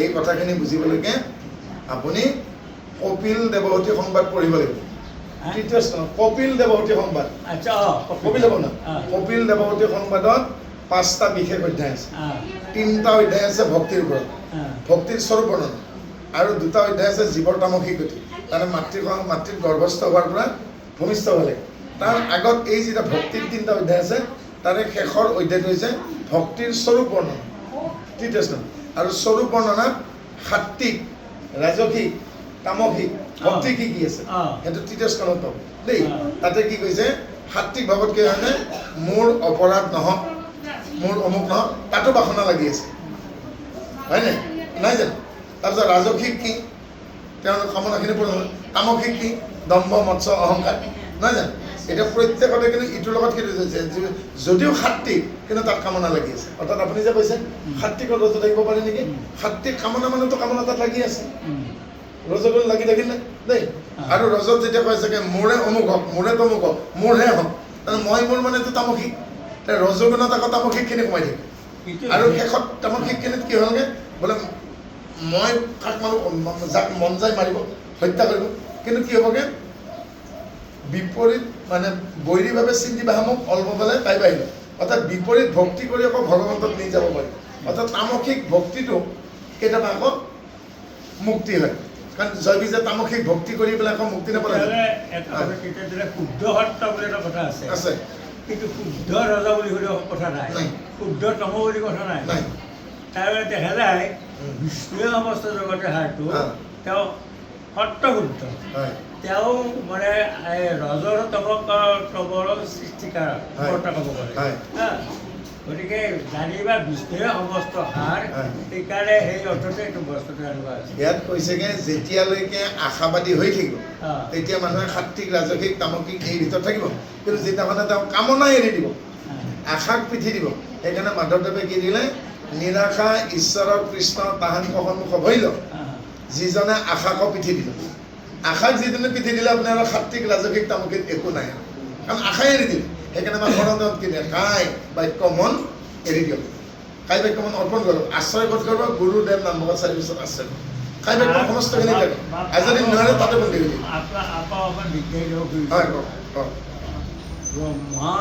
ব্ৰহ্মমহৰত ব্ৰহ্মাই কৰে যিটোজনে ভুঞ্জে প্ৰভু কৰ্মৰ বিপাক অপেক্ষা থাকে প্ৰভু তোমাৰ কৃপাক এই কথাটো ব্ৰহ্মাহে বিষ্ণুক কৈছে বিষ্ণু এই কথাটো কাকো কোৱা নাই হা গতিকে বিষ্ণুৱে সমস্ত জগত আচ্ছা ঠিক আছে অৰ্থাৎ যেতিয়ালৈকে আপোনাৰ শৰীৰটো থাকিব যেতিয়ালৈকে কৰ্মৰ বাসনাটো থাকিব হয়নে তেতিয়ালৈকে আপুনি এই পৃথিৱীত অৰ্থাৎ আপোনাৰ যেতিয়ালৈকে কৰ্ম শেষ নহয়গৈ প্ৰাৰব্ধ আৰব্ধ অনাৰব্ধ শেষ নহয় আপুনি অনিশ্বাসটো আহিয়ে থাকিব লাগিব আহিয়ে থাকিব দেই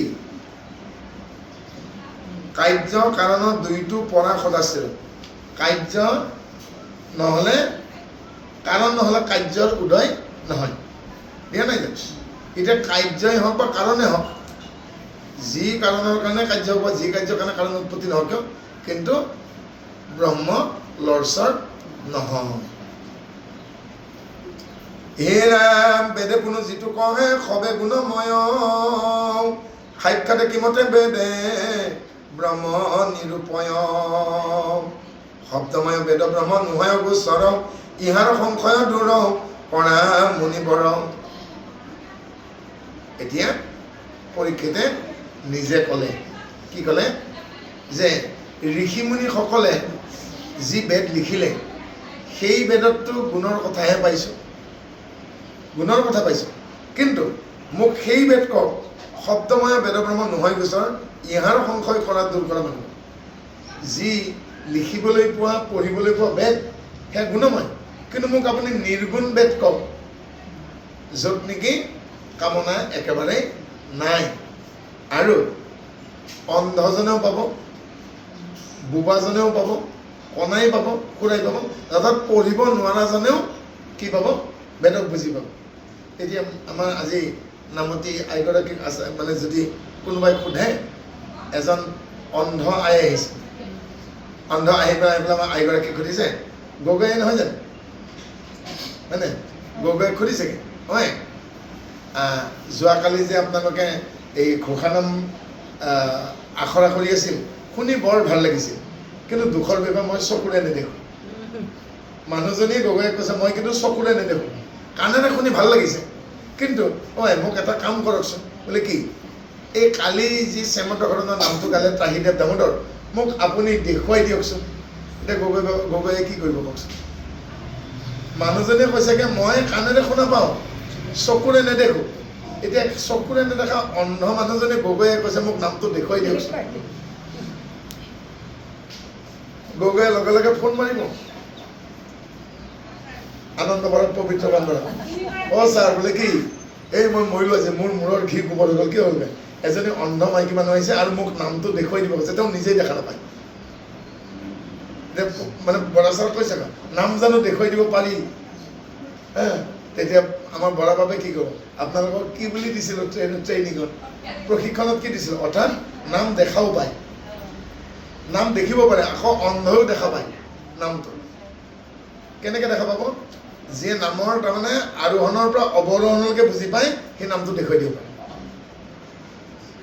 কিন্তু মোক যদি সোধে অ' বাবা আপুনি কি কৰিব বোলে মই বেলেগ কৰিম কাহিনী বোলে কি কৰিম মই সেই অন্ধ এগৰাকীক ক'ম আপুনি ভাবকচোন এখন মুকলি পথাৰত নতুনকৈ গজি উঠা ঘাঁহ খাই আছে গৰু এজনী হয়নে আৰু ঘাঁহৰ পৰা এডাল চিনাজক লাহেকৈ গৰুটোৰ নাকত উঠিলে নাকৰ পৰা কপালত ফুটটোতে গৈ পেলাই শিং পালে শিঙৰ পৰা লাহেকৈ কান্ধত নামিল কান্ধত নামিব কোচটোত উঠিল কোচটোৰ পৰা নামি পেলাই পিঠিয়ে গৈ পেলাই গৰু পোকখন পালেগৈ পোকৰ মাজতে নেগুৰডাল গ'লে খাউতকৈ তললৈকে নামি গ'ল আৰু মাজে মাজে গৰুটোৱে নেগুৰডাল মাৰি পেলাই মহ মাখিও খেদে সেইটোৱে নামটো সেই চিনাজোকডাল যে উঠি গ'ল চিনাজোকডাল উঠি নগ'ল জানো গৰুৰ নাক থৈ শিঙত উঠিল নামিল আকৌ কান্ধত উঠিল কান্ধত আটাইতকৈ বেছি কৰে উঠি পেলাই আকৌ নামি পেলাই পিঠি দি গ'লগৈ গৈ পেলাই নেগুৰি দি গ'লে একদম আকৌ সি ঘাঁহত নামি নগ'ল জানো গৰুৰ গাঁতলত নাথাকিল কিন্তু নামটো কেনেকৈ উঠে কেনেকৈ নামে নামৰ আকৃতিটো পালে নাই এতিয়া আপুনি আকৃতিটো আঁকিলে কেনেকুৱা হ'ব লাগিব নিশি গৰুটোৱে হামুৰকৈ খোৱা নাই জানো নিশি হয়নে প্ৰথম আমি কি মাধৱৰ ৰাম হৰি যাদৱৰ ৰাম লগাই জানো এই প্ৰথম একদম দীঘলীয়াকৈ টানা নাই জানো যদু মণি যাদৱ হামুৰকৈ এখন এখন এপালি হেতাত দৌৰো নিশি লাহেকৈ উঠিব আৰোহণ এবাৰ ক'ত উঠিব অকণমান ওপৰলৈকে উঠিব ক'ত শিঙত নুঠিল জানো নামিল নে নামি বা আকৌ আৰু ওপৰত উঠিব ক'ত উঠিলগৈ এবাৰ কোচটো যদুমণিয়ে যাদৱ যাদৱানন্দ কৰি আধা টুকুৰাকৈ ভাঙিব এনেকৈ শিংটো যোগালি দি জানো মাতিব লাগে লংকা তপশিলা সাগৰত বান্ধি সেইটো যাদৱ যাদৱানন্দ আকৌ উঠাই দিব বধিলা ৰাৱণ সীতা উঠাই দিলে নে নাই হয়নে নামিল এইবাৰ সেইবোৰকে পিঠিত সমানকৈ কিছু দূৰ যাব যদুমণি যাদৱ যাদৱানন্দ হৰি ছুটি মেলা অগ্নিত পৰীক্ষা কৰি অনাইলা সীতা কহে যদুমণি যাদৱ ব্ৰহ্মদেৱ অৱশ্যে নহয় ছুটি মেলা কৈছে এবাৰ পালাগে নহয় পোকৰ মাজত নেগুৰডাল হাউতকৈ নামিব এবাৰ স্পীডটো বাঢ়িব নে নহয় যদুমণি যাদৱ যাদৱানন্দ হৰি যদুমণি যাদৱ যাদৱানন্দ নামিব ধৰিছেগৈ এবাৰ শেষত গৈ পেলাই কি কৰিবগৈ মাখি মহবিলাক এনেকৈ খাৰুপকৈ নেজডাল যদি মাৰি পেলাই খেদে নাখেদে এতিয়া মাখি মহ খেদিব লাগিব সবাকো বোধিবা বোধ গণযত আছে খৰুপ কলিৰ কেনেকৈ পালে মানে বুজি সেইটোৱে অৰ্থাৎ অন্ধকো দেখুৱাই দিব পাৰিব লাগিব শুনাহে পায় নহয় জানো সেইকাৰণে কি ক'লে এই সগুণ বেদক মোক বিভ্ৰান্ত কৰিছে গতিকে মোৰ নিৰ্গুণ বেদ দিয়ক যিখন বেদ নিৰ্গুণ বেদ পালে মোৰ মনৰ সংশয় দূৰ হ'ব কিমান ধুনীয়া কথা ওকে কৰিছে যে শব্দময় ব্ৰহ্মময় নহয় গোচৰ ইহাৰ সংশয় দূৰৰ কাৰণে যি এই শব্দময় ব্ৰহ্মময় বেদ পাইছোগৈ এই মোৰ বুদ্ধগমত অহা নাই গতিকে মোক সেই নিৰ্গুণ বেদ মোক দিয়ক শৰীৰতে ইয়াতে আছে যাক মই পালে মোৰ সংশয় চেতন হ'ব পঢ়েন শুনি মহামুনি দিলন্ত উত্তৰ শুনা সাধু বুদ্ধি পৰীক্ষিত হৰি পৰ ঈশ্বৰত যত লীলা গুণে কেইখন স্বয়ং সেই গুণে কহে বেদে নোহ গণময় আৰু হেৰা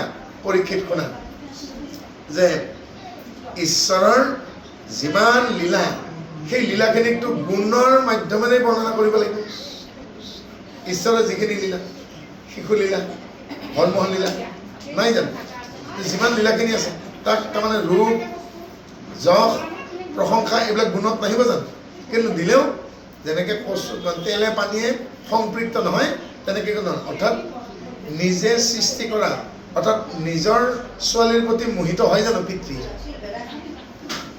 হয় নাই এতিয়া বাটেদি যোৱা গাভৰু ছোৱালী এজনীক দেখিলে মৰিব অলপ বুঢ়ায়ো লোভৰ দৃষ্টিৰে চায় ইমান ধুনীয়া ছোৱালী বুলি কিন্তু নিজৰ ছোৱালীজনী নিজৰ ভাগিনজনী সন্মুখেৰে গ'লে সেই ভাৱনা আহে জানো যেনেকৈ নিজৰ দুহিতাৰ প্ৰতি নিজৰ আপোনজনৰ প্ৰতি বেয়া ভাৱনাটো নাহে সেইদৰে গুণেৰে ঈশ্বৰৰ গুণক বখানিলেও কিন্তু সেই গুণে ঈশ্বৰক সম্পৃক্ত নকৰে সেইকাৰণে কৈছে যে ঈশ্বৰৰ যতলীলা গুণেকে ৰচয় সেই গুণ কহে বেদ নোহে গুণময় সেই গুণসমূহে কিন্তু এই বেদৰ মন্ত্ৰ গুণময় নকৰে আৰু তেওঁক দোষাৰোপ নকৰে তেওঁক সম্পৃক্ত নকৰে তাৰমানে লেটি বেটি নকৰে ব্ৰহ্মংশ জীৱস্বয় অনন্ত প্ৰমাণ হৈ গৈছে অগ্নিৰফুচ বিলুংগ যেন থান হে পৰীক্ষিত পৰম ব্ৰহ্ম মানে একুৰা ডাঙৰ জুই জানিবা তাত একুৰা প্ৰকাণ্ড জুই আৰু প্ৰকাণ্ড জুইকুৰাৰ পৰা মাজে মাজে ফিৰিঙতি ছিটিকে আৰু ফিৰিঙতিবিলাকে এটা এটা আত্মা কেতিয়া ফিৰিঙতি ছিটিকে বাৰু যদি সেই জুইকুৰাত তেতেলী গছৰ ঠানি জাপি দিয়ে দেৱদাৰৰ ঠানি জাপি দিয়ে আম গছৰ কেঁচা ঠানি জাপি দিয়ে দেই কৰচ জাপি দিয়ে গুণকৰাই জাপি দিয়ে নাও যে বনায় হুলুং গছত যদি কেঁচা ঠানি জাপি দিয়ে সীতা চাপা জাপি দিয়ে মাকৰি খাল খজুৱাই যে গাত লাগিলে সেয়া যদি জাপি দিয়ে সোণাৰৰ ঠানি যদি জাপি দিয়ে টাপ টুপ ধপ ধপকৈ ফুটিব আৰু জুই ছিটিকি আহিব অৰ্থাৎ প্ৰকাণ্ড একুৰা জুইৰ পৰা যেনেকৈ জুইৰ আঙনি অৰ্থাৎ ফিৰিঙতি ছিটিকি আহে কিন্তু ছিটিকি আহি মাটিত পৰাৰ পিছত কিন্তু তাৰপৰা পোহৰ নোলায় হয়নে সেইদৰে আমি পৰমাত্মাৰ অংশ আমি আত্মাবোৰ এই পৃথিৱীলৈকে আহোঁতেগে অকণমান জিলিকে কিন্তু যিদিনাখন মাটিত মিলি যাব তাৰপিছত কিন্তু তেওঁ আৰু পোহৰ দিব নোৱাৰে যেনে বিচ্ছুৰিত ফুলকে আৰু পুনৰ প্ৰৱেশ নাই সেইকাৰণে কৈছে ব্ৰহ্ম অংশ জীৱছ অনন্ত প্ৰমাণ হৈ গৈছে অগ্নিৰ স্ফুলিংগ যেনে থাকে গতিকে ছিটিকে অহা জুইৰ ফিৰিঙতি অকণমান সময়ৰ কাৰণে জিলিকে কিন্তু তাৰপিছত আৰু নাই অৰ্থাৎ ঈশ্বৰৰ অনন্ত যুগৰ পৰা ব্ৰহ্মাই চাৰিমুখেৰে শেষ কৰিব নোৱাৰিলে কিন্তু আমি এই পৃথিৱীত বিদায় লোৱাৰ পিছৰ পৰা আমাৰ কথা আৰু কোনো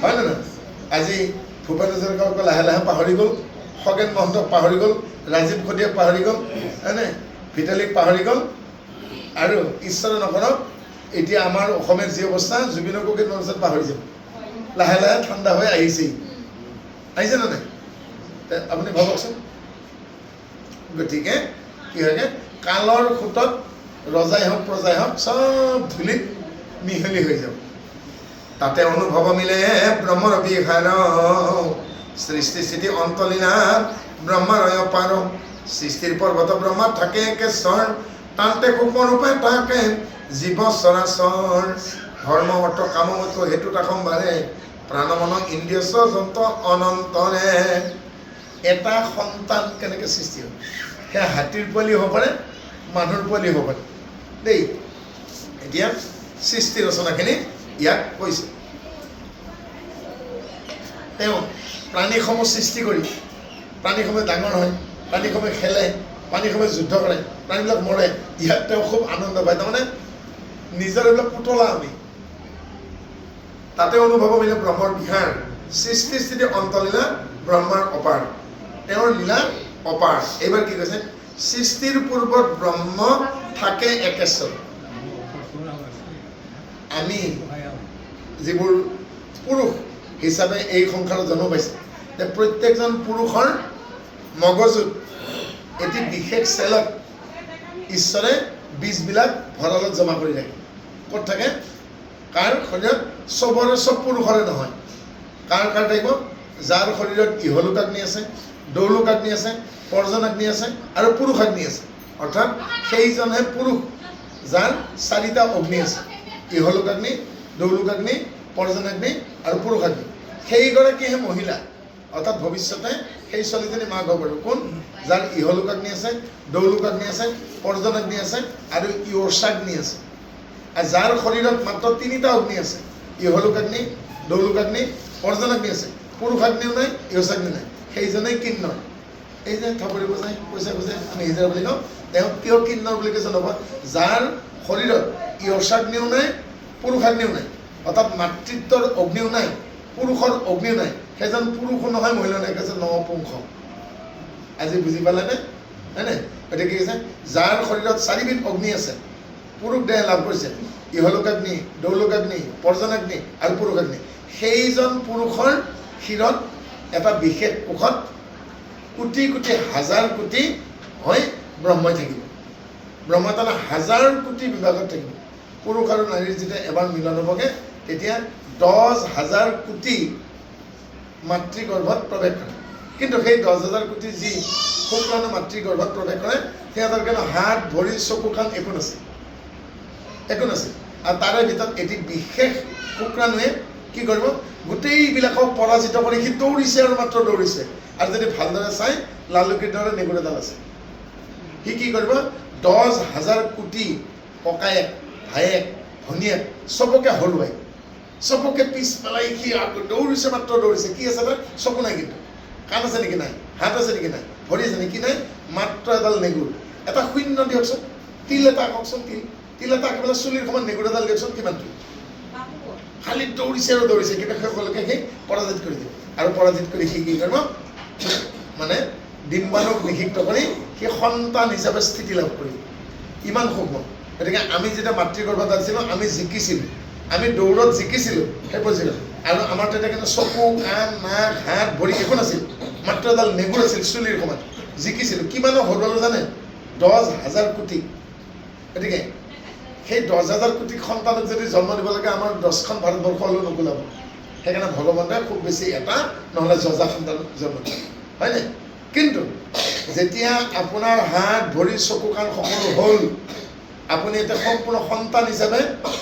জীৱন লাভ কৰিলে কিন্তু তেতিয়া যুদ্ধত জয়লাভ কৰিব আপোনাৰ বহুত কষ্ট হয় সদায় হাৰে কিন্তু যেতিয়া চকু কাণ নাছিল জিকিছিল কিন্তু এতিয়া চকু কাণ আপোনাক সমস্তখিনি দিছে কিন্তু আপুনি জিকিবলৈকে বৰ্তমান গতিকে জীৱন যুদ্ধত জয়ী হোৱাটো ইমান টান কাম নাই কাৰণ কি কৈছে ঈশ্বৰৰ খেল কেনেকৈ আহিবগৈ সৃষ্টিৰ পূৰ্বত ব্ৰহ্ম থাকে একেচাৰ প্ৰথমতে অকলে থাকি পেলাই নিজকে ক্ৰেকিং কৰি দিয়ে ক্ৰেকিং কৰি একদম চিমেণ্টৰ দৰে মানে আটা গুড়িৰ দৰে গুড়ি কৰি পেলাই ইমান গুড়ি তাৰমানে চকুৰে মণি নুঠে হয়নে আৰু মণি নাপায় নিজকে তাৰমানে ভাগ কৰি দিয়ে ভাগ কৰি সেই বিশেষ জীৱ সেই বিশেষ ভ্ৰূণটোত অংকুৰিত হ'ব কি তান্তে পৰ্ব থাকে জীৱ চৰাচৰ ধৰ্ম অৰ্থ কামমুখ্য হেতুত সম্বাৰে অৰ্থাৎ যেতিয়াই চতুৰ্বৰ্গ সাধনৰ নিমিত্তে এগৰাকী নাৰী আৰু এগৰাকী পুৰুষ লগ লাগিব বিয়াখনত কইনাক সম্প্ৰদান কৰোঁতে কইনাৰ অভিভাৱক এটা কইনাৰ দেউতাক নহ'ব পাৰে কেতিয়াবা ককায়েকেও দান কৰে বৰদেউতাকেও দান কৰে মোমায়েকে দান কৰে যিয়ে দান কৰে কি বুলি কয় ধৰ্ম অৰ্থ কাম মুখ্য চতুৰ্বৰ্গ সাধনৰ কাৰণে কন্যাক দান কৰা হয় অৰ্থাৎ গাৰ্হস্থ্য জীৱনত ধৰ্ম অৰ্থ কাম মুখ্য হেতুত সম্বাৰে যিয়ে চতুৰ্বৰ্গ সাধনৰ বাবে ব্ৰহ্মচাৰ্যৰ পিছত গাৰ্হস্থ্যত প্ৰৱেশ কৰে হয়নে এতিয়া কি হ'ল প্ৰাণ মন ইন্দ্ৰিয় স্বজন্ত অনন্তৰ গতিকে চতুৰ্বৰ্গ সাধনৰ বাবে যেতিয়া এহাল স্ত্ৰী পুৰুষ লগ লাগে তেতিয়া ভগৱন্তই কি কৰে পুৰুষ দেহটোৰ পৰা আৰু নাৰী দেহটোৰ পৰা 25টা বস্তু সন্তানটো দিয়ে আমিবোৰ যে আহিছোঁ আপোনালোকৰ যে সন্তানবোৰ এই সন্তানবোৰৰ গাত 25টা বস্তু আহিব কাৰ পৰা প্ৰাণ মন ইন্দ্ৰিয় স্বজন্ত অনন্তৰ আৰু লাহে লাহে সেই সন্তানৰ গাত আপোনালোকে দেখা পাব কি আহিব সন্তানটোৰ ছাল নোম নখ মাংস অস্থি মজ্জা ভূমিতত্ত্ব তাৰমানে খেতি পঞ্চভূত কি খেতি অপতেজ মৰুভূম খেতি তত্ত্বৰ পৰা কিবা তাৰমানে মাটি তত্ত্ব যিটো তাৰ পৰা আহিব নোম নখ ছাল মাংস অস্থি মজ্জা এইবাৰ দ্বিতীয় তত্ত্ব আহিল কি জল চকুলো ঘাম লেলাৱতী তেজ হয়নে পেচাব আৰু শুক্ৰ এইবাৰ আহিল জুই তত্ত্ব অগ্নি তত্ত্ব সংলাপ ভোক পিয়াহ তৃষ্ণা ক্লেশ অবিদ্যা এইবাৰ আহিল ধুনীয়া তত্ত্ব বায়ু তত্ত্বৰ পৰা আটাইতকৈ প্ৰয়োজনীয় বস্তুকেইটা আহিব কি চলন বলন প্ৰসাৰণ সংকোচন আটাইতকৈ ভাল কথাটো কি ধাৰণ ব্ৰেইন কেপাচিটি কিমানখিনি ল'ব পাৰিব কিছুমান মানুহক চাবচোন এবাৰ ক'লেই বুজি পায়, কাৰোবাক আকৌ 10 বাৰ ক'লে ক্লাছত চাবচোন, হয় নহয়? এতিয়া শৰ্মা বাপে যদি বিনীত বৰাৰ সৈতে বহে ভাগৱতত, শৰ্মা বাপে ইচ্ছা কৰি যদি 2টা লাইন নামাতে, বিনীতে কি ক'ব গম জানো? অ' বা আপুনি চশমাযোৰ সলাই ল'ব, আপুনি 2টা লাইন দেখা নাপালে নেকি? অন্ধ বাপজনে দেখা পোৱা বাপজনক কৈছেগে আপুনি চশমাযোৰ সলাই ল'ব, তাৰ মানে এই চকুৱে চকু নহয় আৰু চকু আছে। মানে কিমান একান্ত। সুবল শৰ্মাই যে 2টা লাইন মাতা নাই, সি লগে লগে ক্ৰেক কৰিছে। তেনেকুৱা কিমান একান্ত, পালেনে বুজি? ধাৰণ কেপাচিটি, ব্ৰেইন আগত লৈহে তো গম পায়, পালেনে বুজি? সেইকাৰণেতো হাঁচি আহিছে, কাঢ়িছে সেইটো কাৰণে কেমিকেল। এতিয়া নহয়, পিছত হয় সিফালে লগাই থাকিব। এতিয়া অই নাকত ধৰে। মই ফেৰী যেতিয়া পৰা উঠিছোঁ কেইদিনমান পিছত, অধিৱেশনতে যাব নোৱাৰি। এতিয়া কি বুলি ক'লে? চলন, বলন, সংকোচন, প্ৰসাৰণ। চলন মানে মুভমেণ্ট, বলন মানে বলাই যায়, বলি নাযায় জানো? মাৰি থোৱা আটাখিনি এনেকৈ দীঘলকৈ জানো বলি নাযায় জানো? আমি বিলিঙি যোৱা বুলি কওঁগে। এইবাৰ কি হ'ব? প্ৰসাৰণ, এক্সটেনশ্যন, সংকোচন, ছাপ্ৰেশ্যন, আৰু শেষত কি কৈছেগে? ধাৰণ, ব্ৰেইন কেপাচিটি। ক'ৰ পাৰিব? বায়ুতত্ত্ব। আৰু শেষত আহিল কি? শূন্যতা, ব্যোম। তাৰপৰা কি হ'ব? কাম, ক্ৰোধ, লোভ, মোহ আৰু ফবিয়া, ভয়। কাৰোবাৰ পানীলৈকে ভয়, কাৰোবাৰ দেখিবলৈকে ভয়, ভয় নাথাকে, ফবিয়া নাথাকে জানো? এই গোটেই গুণকেইটা কাৰ পাৰিব? পিতৃ মাতৃৰ পৰা সন্তানতাত প্ৰৱেশ কৰিব। প্ৰথম অষ্টাধা প্ৰকৃতি, ক্ষিতি, অপ, তেজ, মৰুত, ব্যোম, হয়নে? মন, বুদ্ধি, অহংকাৰ, 5 3 কিমান? 8। এই 8টাকে কি কয়? অষ্টাধা প্ৰকৃতি। এই অষ্টাধা প্ৰকৃতিৰ শেষত আকৌ কি হ'বগে? চতুৰ্বিংশতি তত্ত্বত পৰিণত। পঞ্চভূত, পঞ্চ কৰ্মেন্দ্ৰিয়, পঞ্চ জ্ঞানেন্দ্ৰিয়, পঞ্চ তন্মাত্ৰ, 5 বিজন, মন 21। যেতিয়া অষ্টাধা প্ৰকৃতি সম্পূৰ্ণ বিকশিত হ'ব, তেতিয়া কি হ'ব? এই 22 নম্বৰ বুদ্ধি গৈ পেলাই 8টা ভাগত ভাগ হ'ব। আৰু তেতিয়াই মানুহৰ মনটো খেলি মেলি লাগিব। অৰ্থাৎ বুদ্ধিৰ 8টা: অৰ্থবুদ্ধি, হঠবুদ্ধি, মন্দবুদ্ধি, বাকবুদ্ধি, জল্পবুদ্ধি, কল্পবুদ্ধি, হয়নে? কেৱল এটাহে বা সুবুদ্ধি। গতিকে এই 8টাৰ ভিতৰত যেতিয়া সুবুদ্ধিয়ে কেতিয়া কিবা কৰিব? Total surrender. যেতিয়া কাৰোবাক সম্পূৰ্ণখিনি চাৰেণ্ডাৰ, আত্মসমৰ্পণ কৰি দিবগে, তেতিয়া আৰু কি দিব? এই বাকী 7টাই নোৱাৰে। যেনেকৈ কুৰুক্ষেত্ৰ যুদ্ধত মাত্ৰ এমুঠিমান সৈন্য ল'লে পাণ্ডৱে, 7 অক্ষণী, কিন্তু কৌৰৱৰ কিমান? 11। কিন্তু 11 অক্ষণী সৈন্যক 7 অক্ষণী সৈন্যযুক্ত পাণ্ডৱে হৰুৱালে। কিয় কাৰণে? কাৰণ পঞ্চপাণ্ডৱে কৃষ্ণক লগত লৈ বিশ্বাস কৰে। কিন্তু দুৰ্যোধনে কৃষ্ণক বিশ্বাস কৰা নাই। কিন্তু দুৰ্যোধনক মানে কৃষ্ণই কি কৈছে? মই 2 ধৰণে সহায় কৰোঁ, কিন্তু প্ৰথমতে কৈছোঁ কুৰুক্ষেত্ৰ যুদ্ধত মই অস্ত্ৰ নলওঁ। আৰু দ্বিতীয় কথা কি কৈছে? মোৰ 50,000 নাৰায়ণী সৈন্য আছে, আৰু সেনাপতিজন তোমাৰে বন্ধু, দিলে লোভ লগাই। সেনাপতিজন তোমাৰে বন্ধু। সেনাপতিজনৰ নাম কি? সুশৰ্মা। আৰু সুশৰ্মাই জীৱনত 1 কোটি 12 সন্তান, 32খন যুদ্ধত এখনো হাৰা নাই। লাগিলে লোভটো, হয়নে? গতিকে লোভ হোৱাৰ কাৰণে নাৰায়ণী সৈন্য ল'লে, কৃষ্ণকটো নল'লে। দুৰ্যোধন গুচি গ'ল। তেতিয়া কৃষ্ণ ক'লে, এতিয়া বোলে মোক নিৰস্ত্ৰ হ'লেই হ'ব, কাৰণ তুমি এই জগতৰ হৰ্তা কৰ্তা বিধাতা যে মোক একো নালাগে। অৰ্থাৎ অৰ্জুনে কৃষ্ণৰ ওপৰত ভৰসা কৰাৰ কাৰণে যুদ্ধ জিকিলে। সৈন্য কিন্তু কম। গতিকে সিফালে বিপক্ষত কিমান থাকক দৰকাৰ নাই। সেইকাৰণে অষ্টবুদ্ধিৰ 7টা ঘৰুৱাই দিব পাৰিব যদি আপোনাৰ বাসুদেৱ বুদ্ধি হয়, হয়নে? গতিকে বাসুদেৱ বুদ্ধি পোৱাৰ লগে লগে জীৱই তৰি যাব, তৰণৰ উপায় পাব। হে নিৰ্গুণ ঈশ্বৰ ভজে মায়াৰ গুণ প্ৰকাশ কৰত ধৰি অনেক ৰূপ নিৰ্গুণ ব্ৰহ্মত হন্তে হুৱে বেদ স্বয়ং হে গুণে প্ৰৱৰ্তন দেখি কহে গুণময়। কুমাৰে চাকখন, এই যে মাটিৰ চাকখন কুমাৰে নুঘূৰাই যায়, হয় নাই? গতিকে কুমাৰে সকলো বস্তু বনায় মাটিৰ, কিন্তু এবিধ বস্তু মাটিৰ চাকত নিদিয়াকৈ বনায়। কি বনায়? চাহৰ যে চামুচখন চেনি ঘুটো, সেই চামুচখন যদি মাটিৰ হয়, মাটিৰ চামুচখনত যদি নালডাল ভাঙি দিওঁ কি হ'ব?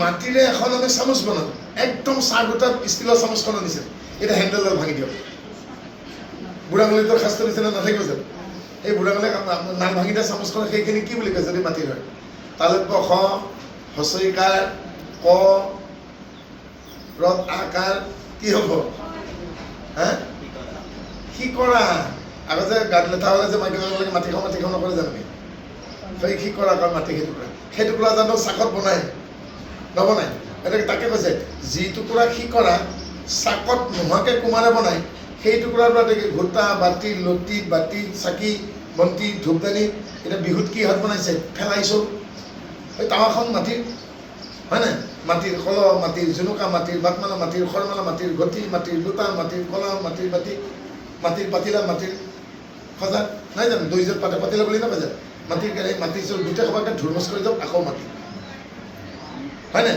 আকৃতিৰ কাৰণে বেলেগ নহয় জানো এইটো কি বোলে ঘটি এইটো কি বোলে লোটা এইটো কি বোলে কলহ এইটো কি বোলে কৰি এইটো কি বোলে মাটিৰ চাকি এই বোলে কিমান 5খন মুখ ক'ত লাগে বোলে ত্ৰিপুৰাৰী পূজাত ইয়াৰ কাবলৈ এখন অমুক হয় নাই এইটো কি বোলে ধূপদানি এইটো কি ধূনাদানি হয় নাই এইখন কি বোলে ফেলাইছোঁ গোটেই সবাক ঘূৰা কৰি দিয়ক কি হ'বগৈ আকৌ মাটি পালেনে বুজি কাণত পিন্ধিলে কি কেৰু হাতত পিন্ধিলে খাৰু দিয়ক ঘূৰা কৰি আকৌ শুন তাৰমানে আকৃতি ভেদে তাৰ নাম বেলেগ কাণত যদি পিন্ধে কুণ্ডল যদি তাত মগৰ থাকে মকৰ কুণ্ডল যদি পাৰৰ আকৃতি থাকে তেতিয়াহ'লে কি হ'ব লুকা পাৰ কইনাক কপালৰ মাজত দিলে কি হ'ব চিটি পাতি ডিঙিত পিন্ধিলে হা আৰু কঁকালত পিন্ধা চেইনডালৰ নাম কি বাৰু হা কঁকালত এডাল চেইন দিয়ে কইনাক সোণৰ চেইন এডাল দিয়ে কৃষ্ণই পিন্ধে সেইডাল কিন্তু ডিঙিত নিপিন্ধে কিংকিনি মানে সোণৰ সেইডাল হা যিডাল কঁকালত পিন্ধে নুপুৰ ক'ত পিন্ধে ভৰিৰ খাৰ গাঁঠিত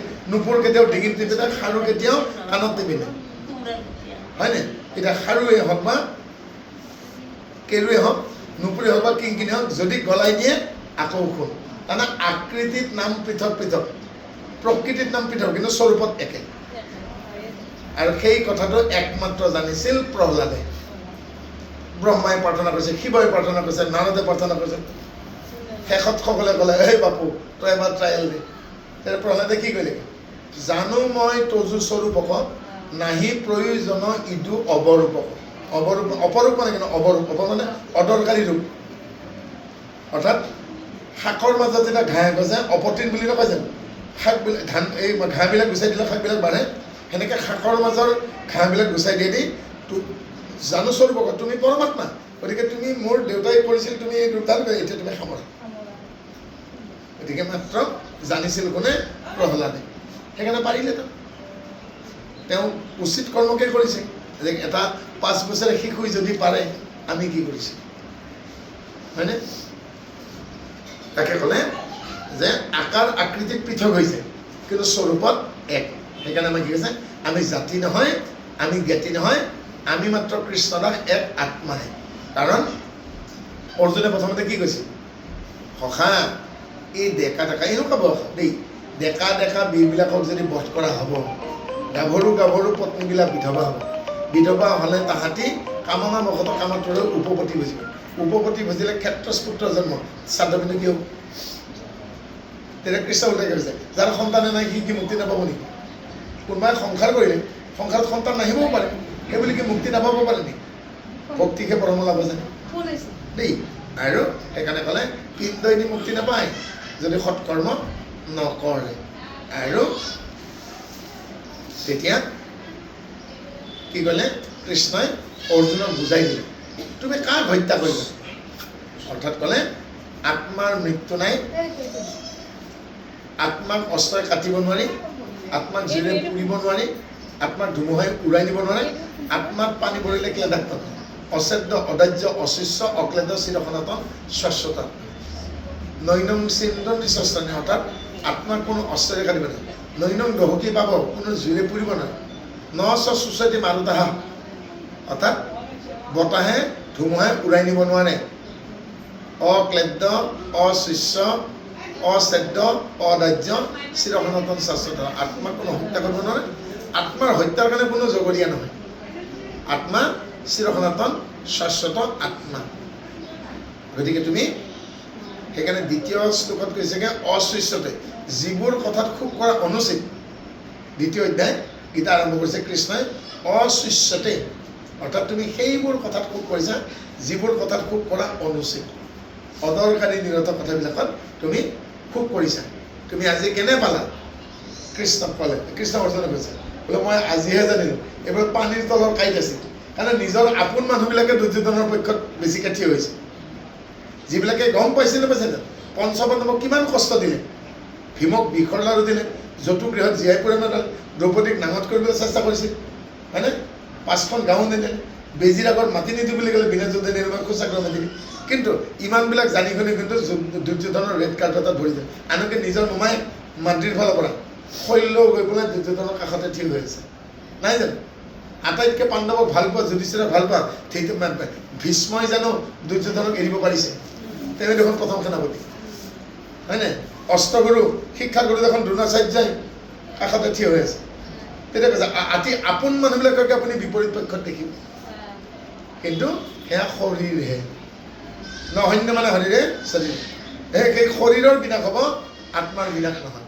তেতিয়া কৃষ্ণই পুনৰ অৰ্জুনক কৈছে ঐ গোপাই বোলে কি, যেনেকৈ এসাঁজ কাপোৰ পুৰণা হ'লে মানুহে পুৰণি কাপোৰ ত্যাগ কৰি নতুন কাপোৰ লয়, জোক এডালে এডাল ঘাঁহ এৰি আন এডাল ঘাঁহলৈকে আগুৱাই যায়, সেইডাল যদি পুৰণি আকৌ বেক মাৰি নাহে জানো? ঠিক সেনেকৈ এই শৰীৰটো পুৰণা বুলি ভাবিলে আত্মাটোৱে ইয়াক ত্যাগ কৰি নতুন খোলাত প্ৰৱেশ কৰে। ৱাচাংসি জীৰ্ণানি যথাবিহাৰ নৱানি গৃহানি নাৰু নাপাৰানি তানি শৰীৰানি যথাবিহাৰ নান্যানি সংজ্ঞাতি ননিবি। কিমান সুন্দৰকৈ কৃষ্ণই অৰ্জুনক কৈছে যে যেতিয়া কাপোৰ বাঢ়ি হয়, পুৰণা হয়, ফটা চিটা হয়, প্ৰয়োজন সাপেক্ষে নতুন বস্ত্ৰ গ্ৰহণ কৰি পুৰণা বস্ত্ৰ পৰিত্যাগ কৰে, আত্মাটোৱে শৰীৰ নামত দেহ নামত খোলাটো পুৰণা হ'লে অনুমান কৰিলে ভাবিলে তাক পৰিত্যাগ কৰি নতুন খোলা পাব পাৰে। সেনেকৈ কেঁচুৱা ল'ৰা ছোৱালী দেহাও হ'ব পাৰে, অৰ্থাৎ কেঁচুৱাতেও মৰে, ডেকা হৈও মৰে, গাভৰুটো মৰে। সন্তান জন্ম দিব যাওঁতে জাগাতে কিমান মৰিছিল, মৰা নাছিল জানো? চিকিৎসা সিমানটো উন্নত নাছিলেগৈ। আজিকালি মানুহ দীৰ্ঘায়ু হৈছেগৈ, হৈছে নহৈছে? মানে কঁকাল বিষালেও মানে এম্বুলেঞ্চ আহি যায়, হয় নহয়? গতিকে বুঢ়া হৈ যে মৰিব লাগিব তাৰ কোনো কথা নাই। এতিয়া বতাহ আহি আছে নাই? এইকেইদিনটো ধুমুহা বতাহৰ বৰদৈচিলা দিন। এতিয়া আপোনালোকে যদি গছৰ গুৰিত যায় তেতিয়াহ'লে বতাহত 4 খিলা পাত খৰা দেখিব। পাত বহুত খৰিব, কিন্তু 4 ধৰণৰ পাত খৰে। এডাল গছত 4 ধৰণৰ পাতেই লাগে। সেইডাল কলগছেই হওক লাগে, দুবৰি বুলি হওক, কি কৰে? কুমলীয়া পাত, পুৰঠ পাত, পকা পাত আৰু শুকান পাত। গছ যিয়ে নহওক, সেইডাল আহঁত গছো হ'ব পাৰে, বট গছো হ'ব পাৰে, সেইডাল এল'ভেৰাও হ'ব পাৰে, হয় নহয়? আনাৰসো হ'ব পাৰে, কিন্তু পাত মাত্ৰ 4 প্ৰকাৰ। কি কি? কুমলীয়া, পুৰঠ পাত, পকা পাত আৰু শুকান পাত, হয় নহয় কওকচোন? কুমলীয়া পাত মানে সৰু সৰু ল'ৰা ছোৱালীকেইটা, পুৰঠ পাত মানে ডেকা আৰু গাভৰু, পকা পাত মানে আদহীয়া লাহেকৈ শহুৰ খাব হৈছে আৰু, হয়নে? আৰু শুকান পাত মানে যিকেইটা যিকোনো মতত সৰি পৰিব। এতিয়া কওকচোন, কেৱল পকা পাত আৰু শুকান পাতে সৰেনে? চাওক, কেঁচা পাত আৰু কুমলীয়া পাত বেছিকৈ হৈছে। GMCত যাওঁ ব'লক, ভাৰগড় মেডিকেল, গুৱাহাটী মেডিকেল কলেজ। আৰু GMCত যদি যাওঁ, তাৰে ইমাৰ্জেঞ্চি ডিপাৰ্টমেণ্ট যিটো আছেগৈ, য'ত নেকি এক্সিডেণ্ট হয় হোৱা মানুহসোপা তাত ভৰ্তি হৈছে, তাৰে 100টা পেচেণ্টৰ 91টা ডেকা আৰু গাভৰু, অকণমান খাই বৈ মাথাত হেলমেট নাই, এক্সিডেণ্ট এটা নাই। আৰু 9জন বুঢ়া আৰু বুঢ়ী পুতেক জীয়েকৰ ঘৰত চাব আহি পেলাই মাৰ্বল টাইলছত পিছল খাই মূৰটো ভাঙি তাতে যায়। এতিয়া 100জনৰ ভিতৰত 91জন কি পালোঁ? ডেকা গাভৰু, মাত্ৰ 9টাহে বুঢ়া বুঢ়ী, হয় নহয়? গতিকে পকা পাত আৰু শুকান পাততকৈ কেঁচা পাত আৰু পুৰঠ পাত বেছিকৈ হয়, পালেনে বুজি? গতিকে বুঢ়া হ'লেহে মৰিব লাগে নহয়। এতিয়া আমি এটা কথাই ক'ব পাৰোঁ, মানুহ কেইধৰণে মৰে? আয়ুস নাথাকিলে মৰে আৰু চাউল নাথাকিলে মৰে। কাৰণ যাৰ অল্পায়ু যুগত যাৰ জন্ম, মই কিয় কৈছোঁ? মহাভাৰতৰ পৰা কৈছোঁ। কুৰুক্ষেত্ৰ যুদ্ধৰ পাছত কুন্তীয়ে কৃষ্ণক সুধিছে, মই দুখ কৰা নাই জন্মিলে মই বোলে, মোক কথা এটা কচোন ভাই। পেহী কওকচোন কি? বোলে দুৰ্যোধনৰ ফালৰ পৰা এটা, ভানুমতী আৰু দুৰ্যোধনৰ ল'ৰা লক্ষণ, কৰ্ণৰ 3টা আছিল, তাৰে 2টা, অশ্বক আৰু শশকেতু, দ্ৰৌপদীটো বাচি গ'ল, নহয় জানো? তাৰ পাছত যুধিষ্ঠিৰৰ ফালৰ পৰা এটা, নাম হ'ল প্ৰতিবিম্ব। ভীমৰ ফালৰ পৰা 2টা, কি কি? শ্ৰুতসেন আৰু ঘটোৎকচ। অৰ্জুনৰ ফালৰ পৰা দুটা, কোন কোন? শ্ৰুতকীৰ্তি আৰু অভিমন্যু। নকুলৰ ফালৰ পৰা শতানিক, নকুলৰ ফালৰ পৰা শ্ৰুতকৰ্ণা, সহদেৱৰ ফালৰ পৰা শতানিক আৰু ভীমৰ নাতি বাৰ্বাৰিক। তেওঁ ক'লে 10টা নাতি আৰু এটা পুতি, অৰ্থাৎ 11টা সন্তান কম বয়সতে মৰিল। কাৰণ কি? মোক এটা বাক্যত উত্তৰ দিম। তেতিয়া কৃষ্ণই কৈছেগৈ, এই গোটেইকেইটা আপোনাৰ নাতি পুতি মাকৰ গৰ্ভত বাপেকৰ মূৰৰ পৰা আগৰাতি আহিছে। অৰ্থাৎ মাজৰাতিৰ আগতে যদি যঠৰাগ্নি নিৰ্বাপিত হোৱাৰ আগত যদি সন্তান পেটত আহে, তেতিয়াহ'লে সন্তান অল্পায়ু যুগত জন্ম হয়, ফাঁচি দি মৰিব, জুই লাগি মৰিব, ৰেলৰ আগত জাপ দিব, নদীত জাপ দিব, বিষ খাই মৰিব, ড্ৰাগছ খাই মৰিব, মদাহী হ'ব, মানে সোনকালে মৰিব কাৰণে যদি অল্পায়ু যুগত। যঠৰাগ্নি মানে কি বাৰু? পাকস্থলীৰ তলত গৰমত এখন খাই দিওঁ। পাকস্থলীৰ তলত অগ্নাশয় থাকে, পেংক্ৰিয়াছ। অগ্নাশয়ৰ পৰা এটা উত্তাপ ওলায় আৰু সেই উত্তাপে আপোনালোকে প্ৰেছাৰত বনাওক, কুকাৰত বনাওক, গেছত বনাওক, কেৰাচিনত বনাওক, খাদ্য যেতিয়া ৰন্ধন প্ৰকৰণ কৰে, বইলেই খাওক, ভাজকেই তেল মাৰকে, পেটত গৈ আকৌ এবাৰ দহন হয়। আৰু সেই জুইকুৰাৰ পেংক্ৰিয়াছৰ অগ্নাশয়ৰ জুইকুৰাৰ নাম যঠৰাগ্নি দেই। আৰু এই যঠৰাগ্নি বিকল হৈ যাব। কেতিয়া বিকল হৈ যাব? যেতিয়া ঠাণ্ডাই গৰমে তিতাই কেহাই টেঙাই জ্বলাই বাছ বিচাৰ নকৰি যেতিয়া সেইকমা কৰিব, আৰু তেতিয়া সেই অগ্নাশয়ত কি হ'বগৈ? দুবিধ পৰজীৱী বাহ ল'ব, টডমিল আৰু লায়নেল। মানে এই পৰজীৱী পেৰাচাইট। আৰু সি আপোনালোকৰ পেংক্ৰিয়াছটো আক্ৰমণ কৰি ভাল বস্তু পৰা খাব আৰু সি তাতে বিষ্ঠা ত্যাগ কৰিব। আৰু সেই বিষ্ঠাখিনি তেজত মিহলি হৈ যাব, লগে লগে আপুনি ব্লাড চুগাৰ ধৰা পৰিব। এল'পেথিক ডক্টৰৰ তাত যাব আৰু তেওঁলোকে কি কৰিবগৈ? সেই পেৰাচাইটকেইটাক জীয়াই ৰখাৰহে ঔষধ দিয়ে, আপোনাক ভাল ঔষধ নিদিয়ে। সেইকাৰণে এবাৰ 15 ml, এবাৰ 20 ml, এবাৰ 25 ml, আকৌ 12 ml, হয়নে? ড্ৰাগ মাফিয়াকেইটাই ডায়েবেটিছ পেচেণ্টক কেতিয়াও ভাল নকৰে। ৰ'দ দিলেও বৰষুণ দিলেও তেতিয়া টকাকেইটা পাই থাকিব, এবাৰ খালি কমা বেচা কৰি থাকে।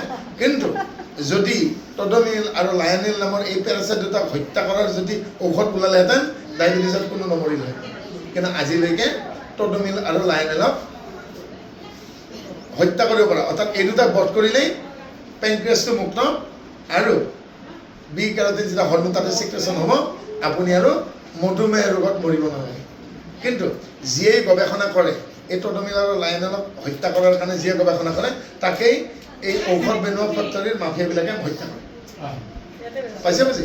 মোৰ সখীকো দীপক মাৰি পেলালে, দীপক টুকুৰা। তেওঁ ডায়েবেটিছৰ ৰিচাৰ্চ কৰি আছে। গতিকে ইমান ডাঙৰ ষড়যন্ত্ৰ হৈ আছে, আমি বুজি পোৱা নাই। পালেনে বুজি? গতিকে যঠৰাগ্নিৰ কাৰ্য, অৰ্থাৎ পেংক্ৰিয়াছৰ পৰা অগ্নি ওলাই আমাৰ খাদ্য হজম কৰি থকাৰ সময়তে যদি সন্তান গৰ্ভস্থ হয়, সেই সন্তানৰ আধা আয়ুস অগ্নিয়ে খাই পেলায়। সেইকাৰণে অল্পায়ু যুগত জন্ম হয়। আৰু কৃষ্ণই কুন্তীক সত্য কথা কৈ দিলে, মহাভাৰত পঢ়িব। অৰ্থাৎ চাওক, আমি শাস্ত্ৰত পাব লগা কথা কিমান কথা আছে, এই কথা কিন্তু বেলেগত নাই। সেইকাৰণে কি ক'লে যে আমাৰ শাস্ত্ৰত আমি জানিব লগা বহুত কথা। এতিয়া আমি কি গম পালোঁ? অল্পায়ু যুগ কি। এতিয়া কোনখিনি সময়ত অহা পিনা দ্ৰোণাচাৰ্য হ'ব, ভীষ্ম হ'ব, যুধিষ্ঠিৰ হ'ব, ভীম হ'ব, অৰ্জুন হ'ব। যদি ব্ৰহ্ম মুহূৰ্ত আমাৰ অসমত 3:44, অৰ্থাৎ তৃতীয়ৰ পৰা চতুৰ্থ প্ৰহৰৰ মাজৰ সময়খিনি, দ্বিতীয় প্ৰহৰ পাৰ হোৱাৰ পাছত ৰাতি তৃতীয় আৰু শেষ প্ৰহৰত ব্ৰহ্মমুহূৰ্তৰ আগত যিখিনি সন্তান মাতৃগৰ্ভত স্থিতি হ'ব, তেওঁলোকক যঠৰাগ্নি নাপায় আৰু সি দীৰ্ঘায়ু হ'ব, মাক বাপেকৰ কথা শুনিব, ভক্তিবান হ'ব, আয়ুষ্মান হ'ব। আৰু যি সংসাৰখন ভাবি চিন্তি কৰে তেওঁলোকৰ ভাল হয়। আজি কামনাবশত সন্তান আনে, সেই মাক বাপেকে মহাশাস্তি খাব। কাৰণ জুই খালে এঙাৰ হাগিবই লাগিব। সন্তানক যদি আপুনি টকাৰ মূল্য, দ্ৰব্যৰ মূল্য, ভক্তিৰ মূল্য, সময়ৰ মূল্য নিশিকায়, সি নিজে ঠগ খাব। যি মাক বাপেকে সন্তানে যি খোজে তাকে দি দিয়েগৈ, বস্তুৰ মূল্য নিবিলে, সেইবিলাক সন্তানে অলপ ডাঙৰ হ'লে খং উঠিলে মোবাইল খুলে ভাঙি। আজিকালিতো সেইটোহে, ধাচকৈ ভাঙি দিলে। পাইছেনে বুজি? গতিকে সংসাৰৰ আবদাৰ পূৰণ কৰিলেই নহ'ব, সেইকাৰণে মই ডেকা গাভৰুবিলাকক কওঁ, পাৰ্কত প্ৰেম কৰি নদীৰ পাৰত বহি গছৰ তলত বহি কিমান সময় ঘৈণীয়েকে গিৰিয়েকক দিলে মই নাজানো, কিন্তু বিয়াৰ পাছত ল'ৰা ছোৱালী হোৱাৰ পিছত কিমান সময় দিছে এতিয়া নেকি? বিয়া নকৰাতে ল'ৰাটো পূজাত আহে, বিহুত আহে, হয়নে? বিয়া কৰোৱাৰ পিছত ছেকেণ্ড ছেটাৰডে, ফ'ৰ্থ ছেটাৰডেত ঘৰত আহে, ল'ৰা ছোৱালী ডাঙৰ হোৱাৰ পিছত আকৌ 6 মাহৰ মূৰত আহে, হয়নে?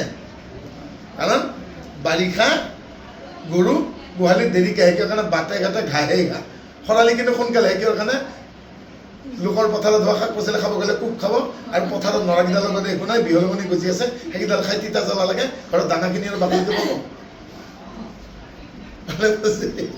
গতিকে সময় থাকোঁতেই নাম ল'বছে, গতিকে সিহঁতক সময়ৰ মূল্য শিকাব লাগিব।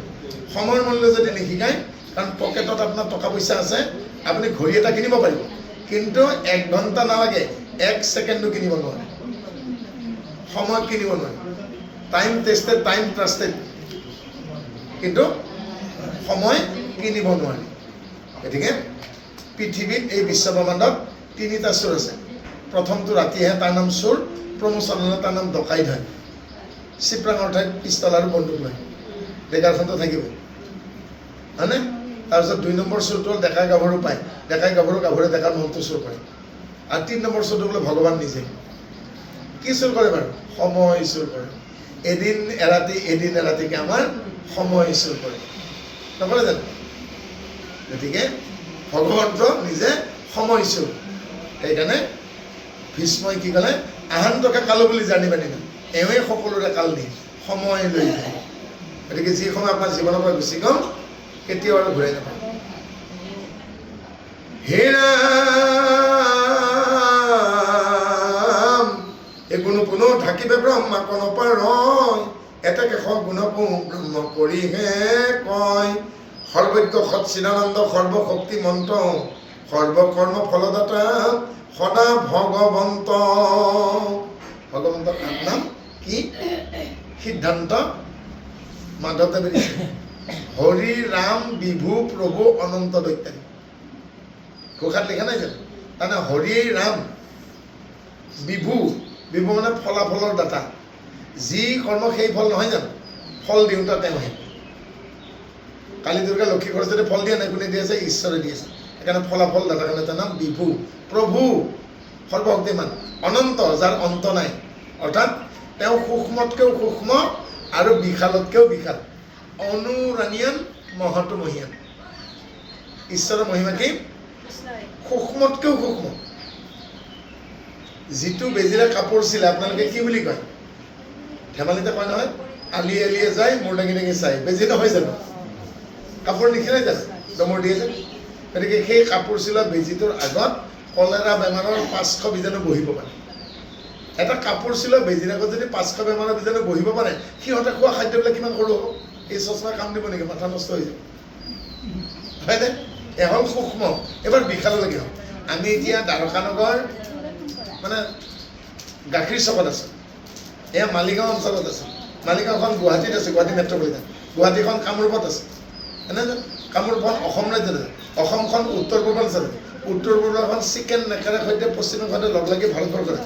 ভাৰতবৰ্ষখন এছিয়াত আছে, এছিয়াখন পৃথিৱীত আছে, পৃথিৱীখন সৌৰজগত আছে, সৌৰজগতখন হাতীপতিত আছে, হাতীপতিখন মহান, তাৰপিছত মস্তনগৰ লাড্ডুগুটি। পাৰিম জানো? তাৰপিছত কি আছে? গতিকে বিশালতকৈও বিশাল, সূক্ষ্মতকৈও সূক্ষ্ম। সেইকাৰণে বেদৰ প্ৰথম মন্ত্ৰটো কি বুলি কৈছে? অনুৰণীয়ান মহতো মহিয়ান, অৰ্থাৎ ঈশ্বৰ সূক্ষ্মতকৈও সূক্ষ্ম আৰু বিশালতকৈও বিশাল। সেইকাৰণে আমাৰ প্ৰথম শ্লোকত কি দিলেগে শংকৰদেৱে? প্ৰথমে প্ৰণাম ব্ৰহ্মৰূপী সনাতন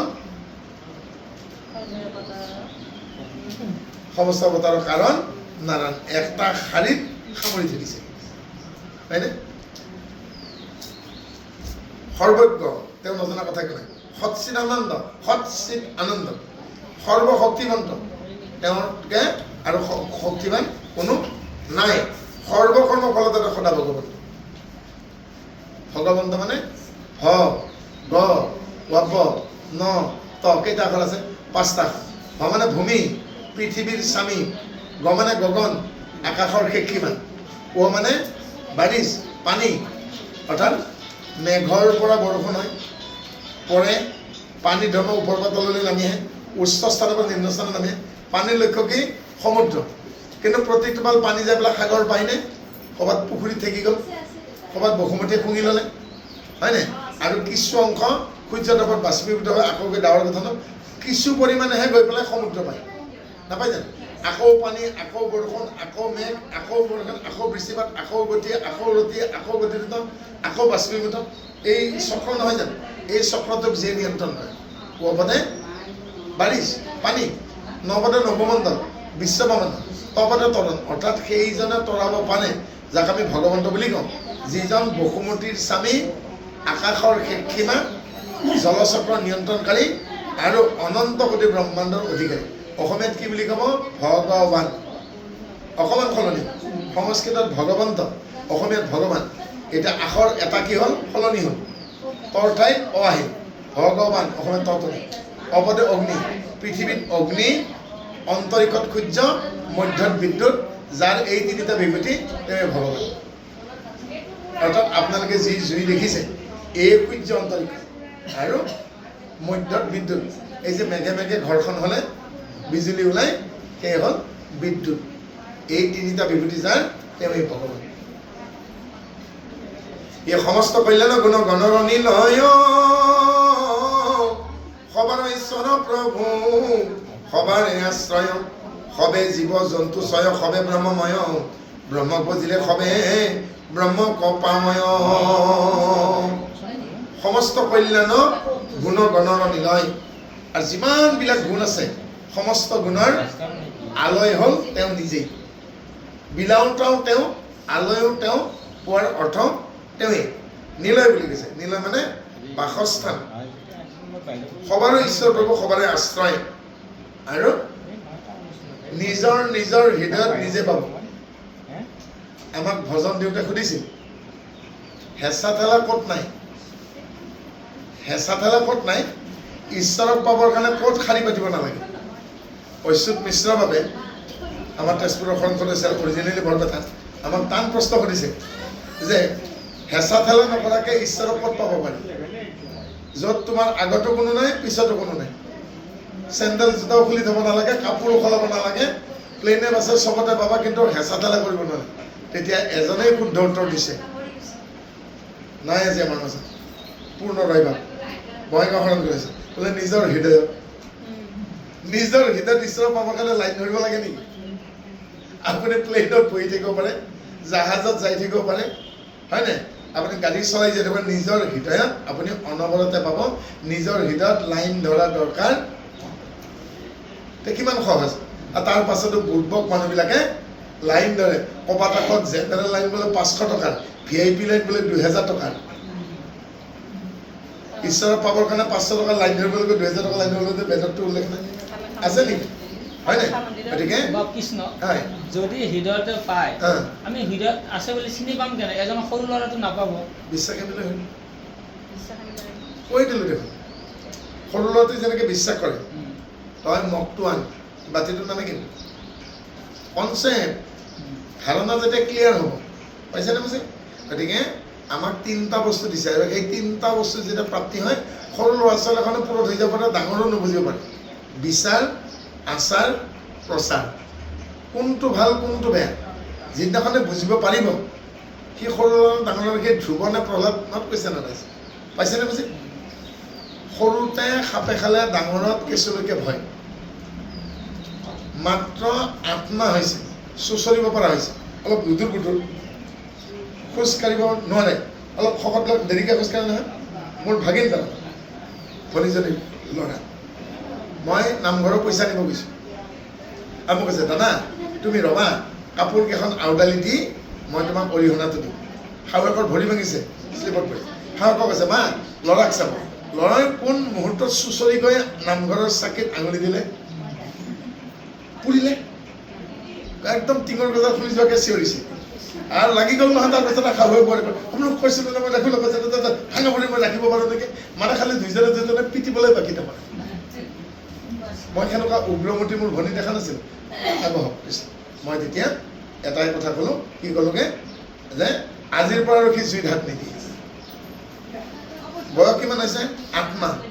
কথা ক'বতো পৰা নাই দেই মাতো নহ'লে কয় তাৰমানে মানে মা তাৰমানে ইমান তাৰমানে আৰু তেতিয়া মই তাক কিবা কিবি ঔষধ দি তিয়হ কাটি বৰফ লগাই ঠাণ্ডা কৰি চকলেট দি তাক ঠাণ্ডা কৰিলোঁ এইবাৰ মাকক ক'লোঁ আৰু ই জীৱনত জুই নালাগে মোক মাকে কৈছে কি গেৰাণ্টি আছে ইয়াৰ আত্মাহে হ'ব অৰ্থাৎ আত্মহীয়া কেছটোৰ অভিজ্ঞতা চাওক এইবাৰ মই মাকক ক'লোঁ তুমি কোচত লোৱা নিচুকালে গাখীৰ দিলে এইবাৰ অকণমান কিলকিলাইছে কাৰণ মই চকলেট দিছিলোঁ তোমাক মোৰ তাত আকৌ হয় মাকক কৈছে বা নামঘৰলৈকে লৈ গ'ল নামঘৰলৈকে লৈ গৈ মই বা আঙুলিটো টানি জুই দিবলৈ গৈ কৈছে টান মাৰি আনিছেগৈ কৰিছে মোক দেখুৱাইছে তাৰমানে বান্দৰে যে কৰে এনেকৈ দেখুৱাইছে তাৰমানে লাগে নেকি তোক তাৰমানে তাৰমানে মই যে এই জুইত নিবলৈ গৈ তাৰমানে অকণমান আধা ঘণ্টা আগত জুয়ে পৰিছিল নহয় কৈছে তাৰ অভিজ্ঞতা হৈ গ'ল বুলি যে এই জুয়ে পুৰে এনেকেই মানুহৰ এক্সপিৰিয়েঞ্চ গেডাৰ হয় তাৰমানে অভিজ্ঞতা সঞ্চয় হ'লনে কেনেকৈ বুজিব গতিকে এই যেনেকৈ বুজিলেগে এতিয়া আমি যদি কওঁ মোক নাতিটোৱে সুধিছে ককা বতাহটো চকুৰে নেদেখো নাই নেকি বতাহ যদি নাথাকে চাকি গছো নুমাই যাব এটা ডাঙৰ বাল্টিঙেৰে চাকি গছ জাপি দিয়কচোন যদি উশাহ নাপাই মৰি যাব চাকি গছো নুমাই যাব অৰ্থাৎ চাকি গছ জ্বলিব অক্সিজেন লাগে মই তেতিয়া কৈছোঁ বতাহ যদি নাথাকিলেহেঁতেন আমি উশাহে ল'ব নোৱাৰিলোহেঁতেন নাই নাই মইতো দেখা পোৱা নাই এতিয়া মই বতাহ কেনেকৈ দেখাই দিম তাক মই এডাল বিজুলী বাঁহ কাটিয়ে দিম তাতে ৰুমাল এখন বান্ধি দিছোঁ আৰু চোতালত চিপৰাং মাৰি 1 ফুটমান এডাল পুতি দিম এতিয়া ৰুমালখন লৰিছে আৰু ৰুমালখনৰ নেগুৰডাল যিফালে আছে মই ক'লোঁ এতিয়া নেগুৰডাল কোনফালে আছে দক্ষিণত এতিয়া বতাহ উত্তৰৰ পৰা দক্ষিণলৈ গৈ আছে অৰ্থাৎ যদিও চকুৰে নেদেখোঁ তাৰ অৱস্থিতি আছে তাৰমানে কিছুমান বস্তু চকুৰে নেদেখিলেও থকা বুলি মানি ল'ব লাগিব এতিয়া বতাহ যদি নাথাকিলে আমি উশাহ ল'ব পাৰিলোহেঁতেন কিন্তু এইখিনি ঠাইত যদি অক্সিজেন নোহোৱা কৰোঁতে মই গোটেইকেইটা মৰি যাম হয়নে যেনেকৈ বতাহ চকুৰে নেদেখিলেও আছে যেনেকৈ আত্মাটোক এজন ডক্টৰে অপাৰেশ্যন কৰি দেখুৱাই দিব নোৱাৰে এইটো বুলি পাৰিব জানো হয়নে আৰু কেতিয়াবা আকৌ দেখিলেও আকৌ ভ্ৰম হয় ভ্ৰম কেনেকুৱা নামঘৰৰ দৰ্জাখন ভণ্টিয়ে বন্ধ কৰি দিলেগৈ বন্ধ কৰোঁতে ভণ্টিয়ে নেদেখিলে কবজাটোৰ কাষতে জেঠী এটা আছিল গ'ল নে নেগুৰডাল ছিঙি কেৰেচ কৰি পেলাই সি দৌৰ পাইছে দুখ পাইছেগৈ টেষ্ট লাগিলেগৈ ভণ্টি আজি বাপেকে মোক কিমান পাপ হ'লগৈ এটা নেগুৰডাল ছিঙি দি গ'ল নহয় এতিয়া নাতিটোৱে আহি পেলাই কৈছে অ' ককা তুমিতো কৈছিলা এটা জীৱ মানে এটা প্ৰাণী মানে এটা জীৱ জেঠীৰ দুটা নেকি বোলে কিয় নেগুৰডাল এখন জপি আছে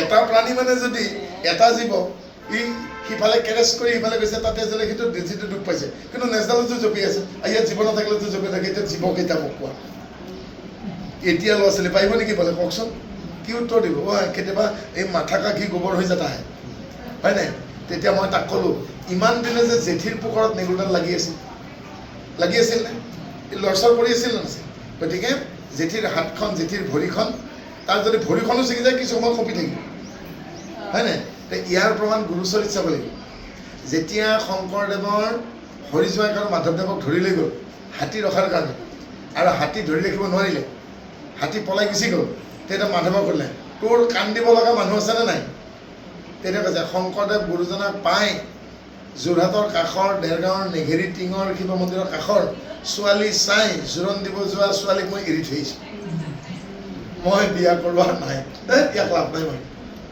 হয় নাই তাৰপিছত কৈছে এই ডেকা ল'ৰা তই কোন মোৰ নাম হৰি তই কোন বোলে মই শংকৰদেৱৰ জোঁৱাই আছেনে বোলে আছে হেই ইয়াক কাট তাৰমানে যাৰ কান্দিব লগা মানুহ আছে তাক কাট যেতিয়া চাউদাঙে একে ঘাপে হেংদাঙেৰে হৰি জোঁৱাই মূৰটো কাটিছেগৈ কটা মূৰটো চিটিকি গৈ মাধৱদেৱৰ ভৰিত কৈছে ৰাম কৃষ্ণ হৰি আই মৰিলেও মোৰ পানী দে বুলিতো কোৱা নাই কি বুলি কৈছে তেতিয়া চাউদাঙে গৈ ৰজাক কৈছেগৈ স্বৰ্গদেউ কি শংকৰদেৱে বুলি কিয় কাৰণে যাৰ জোঁৱায়েকৰ কটা মূৰটোৱেও ঈশ্বৰৰ নাম লয় ৰাজ্যত কিন্তু বিপদ হ'ব সেই জেঠীৰ নেগুৰডালত কিন্তু বহুত ডাঙৰ কথা সেইটো কাৰণ হৰি জোঁৱাইৰ কটা মূৰটোৱে কথা কৈছে যাৰ কাৰণে ভয় খাই গ'ল ৰজাই ভাবকচোন গতিকে ইমান দিন যে লাগি আছিল নেগুৰডাল হয় নাই এতিয়া আমাৰ চিকিৎসা শাস্ত্ৰমতে জোৰকে বেগত যোৱা জাবৰ নিয়া গাড়ী এখনৰ লোহাত লাগি আমাৰ বামুণী মৈদানত যোৱা মাহত ল'ৰা এটা হাতখন গ'ল কাটি পলিটেকনিকত পঢ়া মই বজাৰ গৈছিলোঁ চাইকেল থৈ লগে লগে বেগত তাৰমানে মোবাইলটো সোমাবৰ কাৰণে মই প্লাষ্টিকত সোমাই এটা লৈছিলোঁ ডাঙৰ এই গৰু ছাগলীৰ কাৰণে ভুচি অনা চাপৰানৰ 5 টকা ট্ৰান্সফাৰ ঠোঙা এটা লগ মই ঠোঙাত বুটলি সোমাই কাঠি মাৰি দিছোঁ দেই লগে লগে পুলিচে মানুহটোক উঠাই লৈ পেলাই ষ্টেণ্ডত গৈছে মই পিছে চাইকেল মাৰি গৈ মই কৈছোঁ এই হাতখন কাৰণ মই জানো 3 ঘণ্টাৰ ভিতৰত জোৰা লগাই দিলেগে সেই হাতখনে আকৌ চেঞ্জ পাব এতিয়া এমাহ হ'ল বাহিৰত লৈ গ'ল চণ্ডীগড় CMC এতিয়া ল'ৰাটোৰ গাৰ্জেনক ফোন কৰিছোঁ সি বোলে আঙুলিকেইটা লৰাব পাৰিছে 1 মাহ আগৰ ঘটনা কাটি যোৱা হাতখন চাক ইচ্ছা মইতো পাব লাগেগে জীৱনত মই সেনেকুৱা 2টা ঘটনা হৈছেগে গতিকে কাটি যোৱা হাতখন মই টোপোলা বান্ধি দিলোঁ সেইখনতো লগ লাগিব নালাগিছিল সেই নাৰ্ভে জইন কৰি দিলে বৰ্তমান চিকিৎসা বিজ্ঞান ছাৰ সেই ছিঙি যোৱা হাতখনে দি এতিয়া কি বোলে সি পানী গিলাচ ঝৰি পৰিছে এমাহতে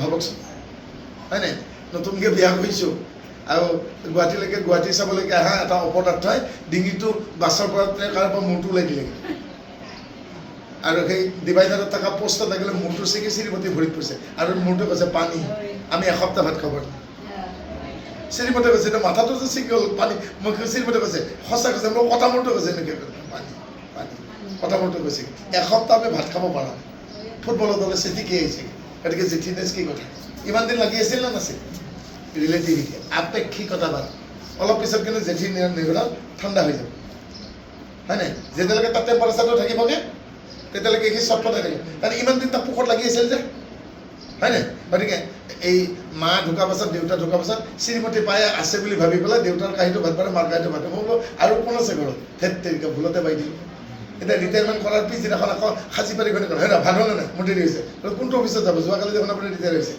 ৰিটায়াৰৰ পাছতো অফিচত যাব নোখোজে যেন অভ্যাস জেঠিনেগুৰ নহয় জানো সেইটোৱে কথা গতিকে মই বাপক কৈছোঁ কনচেপ্ট পাইছে বুজি ককাকে নাতিনীয়েকক কৈছেগৈ দিনৰ আকাশত এটাই সূৰ্য ৰাতিৰ আকাশত এটাই চন্দ্ৰ এসপ্তাহ পিছত কাষৰ ঘৰৰ মানুহ পেহী বুলি মাতে পেহীয়েকৰ জীয়েকৰ বিয়া মাইকী মানুহৰ পৰা গৈ পেলাই পানী তুলি আনিছে 7টা কলম আমদালি দিয়া নাই এটা এটাকৈ গন্তি কৰি চাই পেলাই ককা কৈছে তুমি মিছা কথা কৈছা বোলে কেলে তুমি দিনৰ আকাশত এটা সূৰ্য বুলি কৈছা মই 7টা দেখা পাইছোঁ কত সিহঁতৰ চোতালত কলহে প্ৰতি সূৰ্য নাই জানো এতিয়া কৈছেগৈ হিচাপতে এটা কমহে কৈছে কোনো 8টা ওপৰত এটা আছে ৰাতি এটা ওলাব আছে বুলি ককাকৰ মাথা নষ্ট হৈ গৈছে কনচেপ্ট চাই নহয় প্ৰতিবিম্ব ছায়া আৰু প্ৰতিবিম্ব একে নহয় সূৰ্যৰ পোহৰ পৰিলে বিপৰীত ফালে ছায়া হয় আৰু প্ৰতিবিম্বটো একেই কলাতে নহয় তাৰপিছত মোক কৈছে কি কৰা যায় ইয়াত একো কোনো কথা নাই দ্বিতীয়মান শ্ৰেণীৰ ল'ৰাটোৱে ফিজিক্স বুজি পাব যেন কিন্তু তাক বুজাব লাগিব কি ক'লোগে মই চূণ গলোৱা মাটিৰ ঘটি এটা আছিলে সেইটো পানী নাছিল তাতে পানী ঢালি দিলোঁ তই চাহ কেইটা দেখিলে 7টা বোলে আৰু এটা আছে আমাৰ চোতাল চাহ 8টা লাঠি এটা লৈ ভাং বাপ পেকে ঠামকৈ মাৰি দিলে খলা হৈ গ'লগৈ খলা কাঠিত চাচোন সূৰ্যটো ভাঙি গ'ল বোলে ভাঙি গ'ল ওপৰতো ভাঙিছে বোলে নাই মাৰা সেইটো কথা ওপৰতো ভাঙা নাথাকে মাৰোঁতেগে সেনেকৈ ইয়াত এটা মানুহ মৰি গ'লে ওপৰতো নমৰে সেনেকৈ কনচেপ্টটো দিবলৈ ভাল বা বুজি পাইছেনে মই কথাটো কৈছোঁ তেতিয়া মই তাক ভিতৰত লৈ গ'লোঁ তাক ক'লোঁ মোৰ এতিয়া তই পকেট চেকিং কৰ সি কৈছে মই এটা কেডবেৰিজ পাইছোঁ তোক দিলোঁ বোলে কেইটা কেডবেৰিজ বোলে এটা তই আইনাত চা সিও এটা লৈ আছে মই কেইটা দিছিলোঁ এটা তোক 2টা দিছোঁ নেকি নাই দিয়া বোলে সেইটো কি বোলে সেইটো মিছা তাৰমানে প্ৰতিবিম্ব মিছা তোৰ হাতত থকাটো সঁচা তাক কৈছে ল'ৰাটো কৈছে সেই আইনাত দেখাৰ চকলেটটো মিছা সিও মিছা বোলে কিয় তই সোঁ কাণত ধৰছ সি বাওঁ কাণত ধৰিব আপুনি যদি সোঁ কাণত ধৰে আইনাটোৱে বাওঁ কাণত ধৰিব ভালে বুজি গতিকে সেই কামটো আপোনালোকেও কৰিব লাগিব কি কৰিব লাগিব যেতিয়া আপোনালোকে নামঘৰত পোৱা গধূলি সোমাব আপোনাক পিছ দিয়ে বুলি নাভাবিব আপোনাৰ মুখামুখিকৈ বহি থকা বুলি ভাবিব ইচ্ছা আপোনাৰ মুখামুখি যেতিয়া আপোনাৰ মুখামুখিকৈ বহিব আপুনি যেতিয়া বাওঁহাতে চাকি গছিব তেতিয়াহে তেওঁ সোঁহাতে পাব সাধাৰণতে বস্তুবিলাক সোঁহাতে লয় নে নলয় সেইকাৰণে আমি সোঁহাতে চাকি গছ দিলে বাওঁহাতে কিয় দিছোঁ কাৰণ তেওঁৰ আমাৰ বাওঁফালে তেওঁৰ সোঁহাতখন আছে হয় নহয় কওক এতিয়া বাওঁহাতেদি পইচা কি কয় লেবৰা হাতেদি কিয় দিছে কয় নকয় সেইকাৰণে আমি বাওঁহাতে দিলে তেওঁ সোঁহাতে পায় অকণমান ভাবকচোন গুণমালাখন কেনেকৈ দিয়ে জানে নাজানে আপোনালোকে ভবাৰ দৰে নিজেতো গুণমালা মোৰ ফালে যেনেকৈ লিখা আছে উল্টাকৈ দিব লাগিব সি পালে কাৰণ তেওঁ মোৰ ফালে পঢ়ে তেওঁ কেনেকৈ পঢ়িব থাপনাত গুণ ফালে আমাৰ ফালে নিদিয়ে নহয় তেওঁৰ ফালে দিব কাৰণ আমি যদি আমাৰ ফালে দিওঁ তেওঁ কেনেকৈ পঢ়িব উল্টা আছে অঁ সিফালে গুণমালা বুলি লিখা আছে তেতিয়াহে তেওঁ পঢ়িব কি গুণমালাখন পাৰিলে বুজি আপুনি আপোনাক পিঠি দিয়ে বুলি নাভাবিব, আপোনাক চাই আছে বুলি ভাবিব। হৈ গ'ল শৰণ বাক্যখিনি তেওঁ পালে। এতিয়া হ'ল ভজন। যিসকলে ভজন হৈছে, ভজন লোৱাখিনি লগে লগে ওপৰত চন্দ্ৰদৱখন চায়। নামঘৰত এখন ওপৰত চন্দ্ৰদৱ নাথাকে জানো? ওপৰৰ চন্দ্ৰদৱখনকে ভগৱন্তৰ চৰণ বুলি ভাবোঁ, সেইকাৰণে বগা হ'ব লাগে। তজু চেত পত্ৰ প্ৰায় অমৃত পৰীক্ষা সৰ্বদাই আৰ ছায়া বিনে নেদেখো কাৰো আশ্ৰয়। ৰ'দ আৰু বৰষুণৰ পৰা বাচিবলৈ ছাতি আৰু জাপি লাগে নে নালাগে? গতিকে মোক সেইটো ছাতি লাগে, সেইটো জাপি লাগে যিটো বগা, যিটো ছাতিৰ ছায়া পৰিলে সংসাৰৰ তিনি তাপৰ পৰা পৰিত্ৰাণ পাম। আদি ভৌতিক, আদি দৈৱিক, আধ্যাত্মিক। 129 নম্বৰ ঘোষা শেষৰখিনি চাকি লিখিছে, চৰণ চতৰ ছায়া দিয়া দূৰ কৰা মায়া পৰা দয়া মুখ ভগৱন্ত। মই এটা শব্দ ইফালে ইফাল কৰোঁ, চৰণ চতৰ ছায়া। তোমাৰ হাতৰ পদতলৰ ছায়া বুলি কোনো কাৰণে দিবি কি বুলি কৈছে? চৰণ চতৰ ছায়া। হস্ততলৰ ছায়া বুলি কৈছে নে? হাতৰ তলৰ ছায়া বুলি কোৱা নাই। চৰণ চতৰ ছায়া দিয়া দূৰ কৰা মায়া। কিয় কাৰণে? বলিয়ে কি কৰিছিল সেইটো? বলি নিগদতি যদুপতি ৰাম ৰাম ৰাম ৰাম ৰাম। কিন্তু কিবা কৰি নকম নাই। গৃহতে থাকিয়া দেখিলোঁ চাম, নিজৰ ঘৰত থাকিবলৈ দেখিলে নে নাই? বামুণে কি কৈছিল? মোৰতো চাইজটো দেখিছাই, চুটি চাপৰ মানুহ, মোৰ চাইজ অনুসৰি 3 খোজ দিয়া, কিন্তু আচল চাইজটো স্কেলে জুখিবতো পৰা নাই। যেতিয়া কি ক'লে ওখ হৈ গুচি গ'ল, আকাশ প্ৰতি মাথা ক'ৰবাত পালেগৈ। এতিয়া দিয়া কাৰণ 3 খোজ মোক লাগে, তোক মেচিন নালাগে হয়নে? প্ৰথম খোজতেই পৃথিৱী টান দেহাটো, দ্বিতীয় খোজত স্বৰ্গ। স্বৰ্গ মানে কি? অহংকাৰ। চ মানে নিজৰ, ৰ মানে ৰমন, গ মানে গৌৰৱ। মই মোৰ কথাকে গভীৰ অহংকাৰ কমিলে। এইবাৰ ক'লে আৰু এটা বাকী আছে, আৰু বলিও কম নহয়। ঈশ্বৰে কৈছে এখোজ দে, আৰু বলিয়ে 2টা আঙুলি দেখাইছে। তোৰ এতিয়াও অহংকাৰ শেষ নাই। ঈশ্বৰ খং উঠি থাকে, বোলে তই কিয় দেখাইছ? এক মোৰ হৃদয়, দ্বিতীয় মোৰ মস্তিষ্ক। আপুনি যেতিয়া দেখিয়া কাৰণে হৃদয়ত মই আপোনাক বিচাৰিছোঁ, কিন্তু মোৰ মাথাটোত যে এই শুক্ৰাচাৰ্যৰ কুবুদ্ধি সভা সোমাই আছে। সেই যে কথা, তই এটা ডিচিশ্যন ল, সেই ঈশ্বৰ আপুনি বেয়া নাপায় যদি মোৰ মূৰতে এক গোৰ মাৰি দিয়ক। কিয়? কাৰণ অন্তৰত কুবুদ্ধিখিনি ওলাইছে। কুবুদ্ধিখিনি যদি ওলাইছে, আপোনাক হৃদয়ত মই নিজে পাম। শেষত ঈশ্বৰে বলিৰ মূৰতে ভৰিখন নিদিলে ন? সেনেকৈ বলিয়ে যেনেকৈ নিজৰ মূৰৰ ওপৰত ঈশ্বৰৰ ভৰিখন কল্পনা কৰিছিল, ধ্বজ বজ্ৰ জব অংকুকা দেখিছিল, সেনেকৈ চন্দ্ৰদৱখনৰ ওপৰত আপুনি ভাবক, মই ঈশ্বৰৰ চৰণ দেখিছোঁ। ঈশ্বৰৰ চৰণ যদি আপোনাৰ মূৰৰ ওপৰত থাকে, আপুনি ভৰি তলত কি আছে কেনেকৈ দেখিব? আপুনি সন্মুখত বহি থকা মানুহজনৰ ভৰিখন তলা নে বগা নে, মানুহজনে ভৰি ধুৱাইছে নে, কেনেকৈ গম পাব? বা বাহিৰত পানী আছে, নহ'লে বোলে বাথৰুমলৈকে মই আৰু এবাৰ ধুৱাই দিওঁ, আপোনাৰ ভৰিত কিবা লেতেৰা লাগি আছে, ভৰি তলা দেখিলেহে গম পাব, হয় না? গাভৰু হোৱাৰ পাছত ছোৱালী ডিগ্ৰী পঢ়িছে নে MA পঢ়িছে ডাঙৰ কথা নহয়, কিন্তু টাইমত কি কৰিছে, পেটৰ বিষ টাইমত উঠিছে নে নাই, যদি মাকে খবৰ নলয় গোল খেলাই দিব কোনে পাইছে বুজি। মই তাতকৈ বেয়াকৈ নকওঁ, আজিৰহে যুগ হয় নাই? গতিকে আপুনি তেওঁলোকৰ পেটৰ কামোৰটো বুজি পাব লাগিব, আৰু নহ'লে কিন্তু বিপদ ঘটিব। যদি পিতৃ মাতৃয়ে সন্তানক সময় নিদিয়ে, উভত গৈ নাচাটো স্বাভাৱিক দেই। গতিকে অকণমান সাৱধান হ'ব লাগে কৈছে। সবে জীৱ জন্তু চব সবে ব্ৰহ্মময়, ব্ৰহ্মক ভজিলে সবে ব্ৰহ্মক পায়। অৰ্থাৎ গাঁৱে গাঁৱে ব্ৰহ্ম, অংশ ব্ৰহ্ম। সেইকাৰণে শংকৰদেৱে কি বুলি ক'লে? ব্ৰাহ্মণৰ চন্দাল নিবিচাৰি গ'ল দাঁতাত চুৰত যেন দৃষ্টি। কোন ব্ৰাহ্মণ? ব্ৰহ্ম টকা ব্ৰাহ্মণ। কোনজন চন্দাল? কোনজন চোৰ? ৰজাৰ হেৰিয়ে কটুৱালে ধৰি নিছে। কোনজন আকৌ দাতা? তাতকৈ ডাঙৰ কথা কি ক'লে? কুকুৰৰ চন্দালৰ গদৰ বৰুৱাত পৰা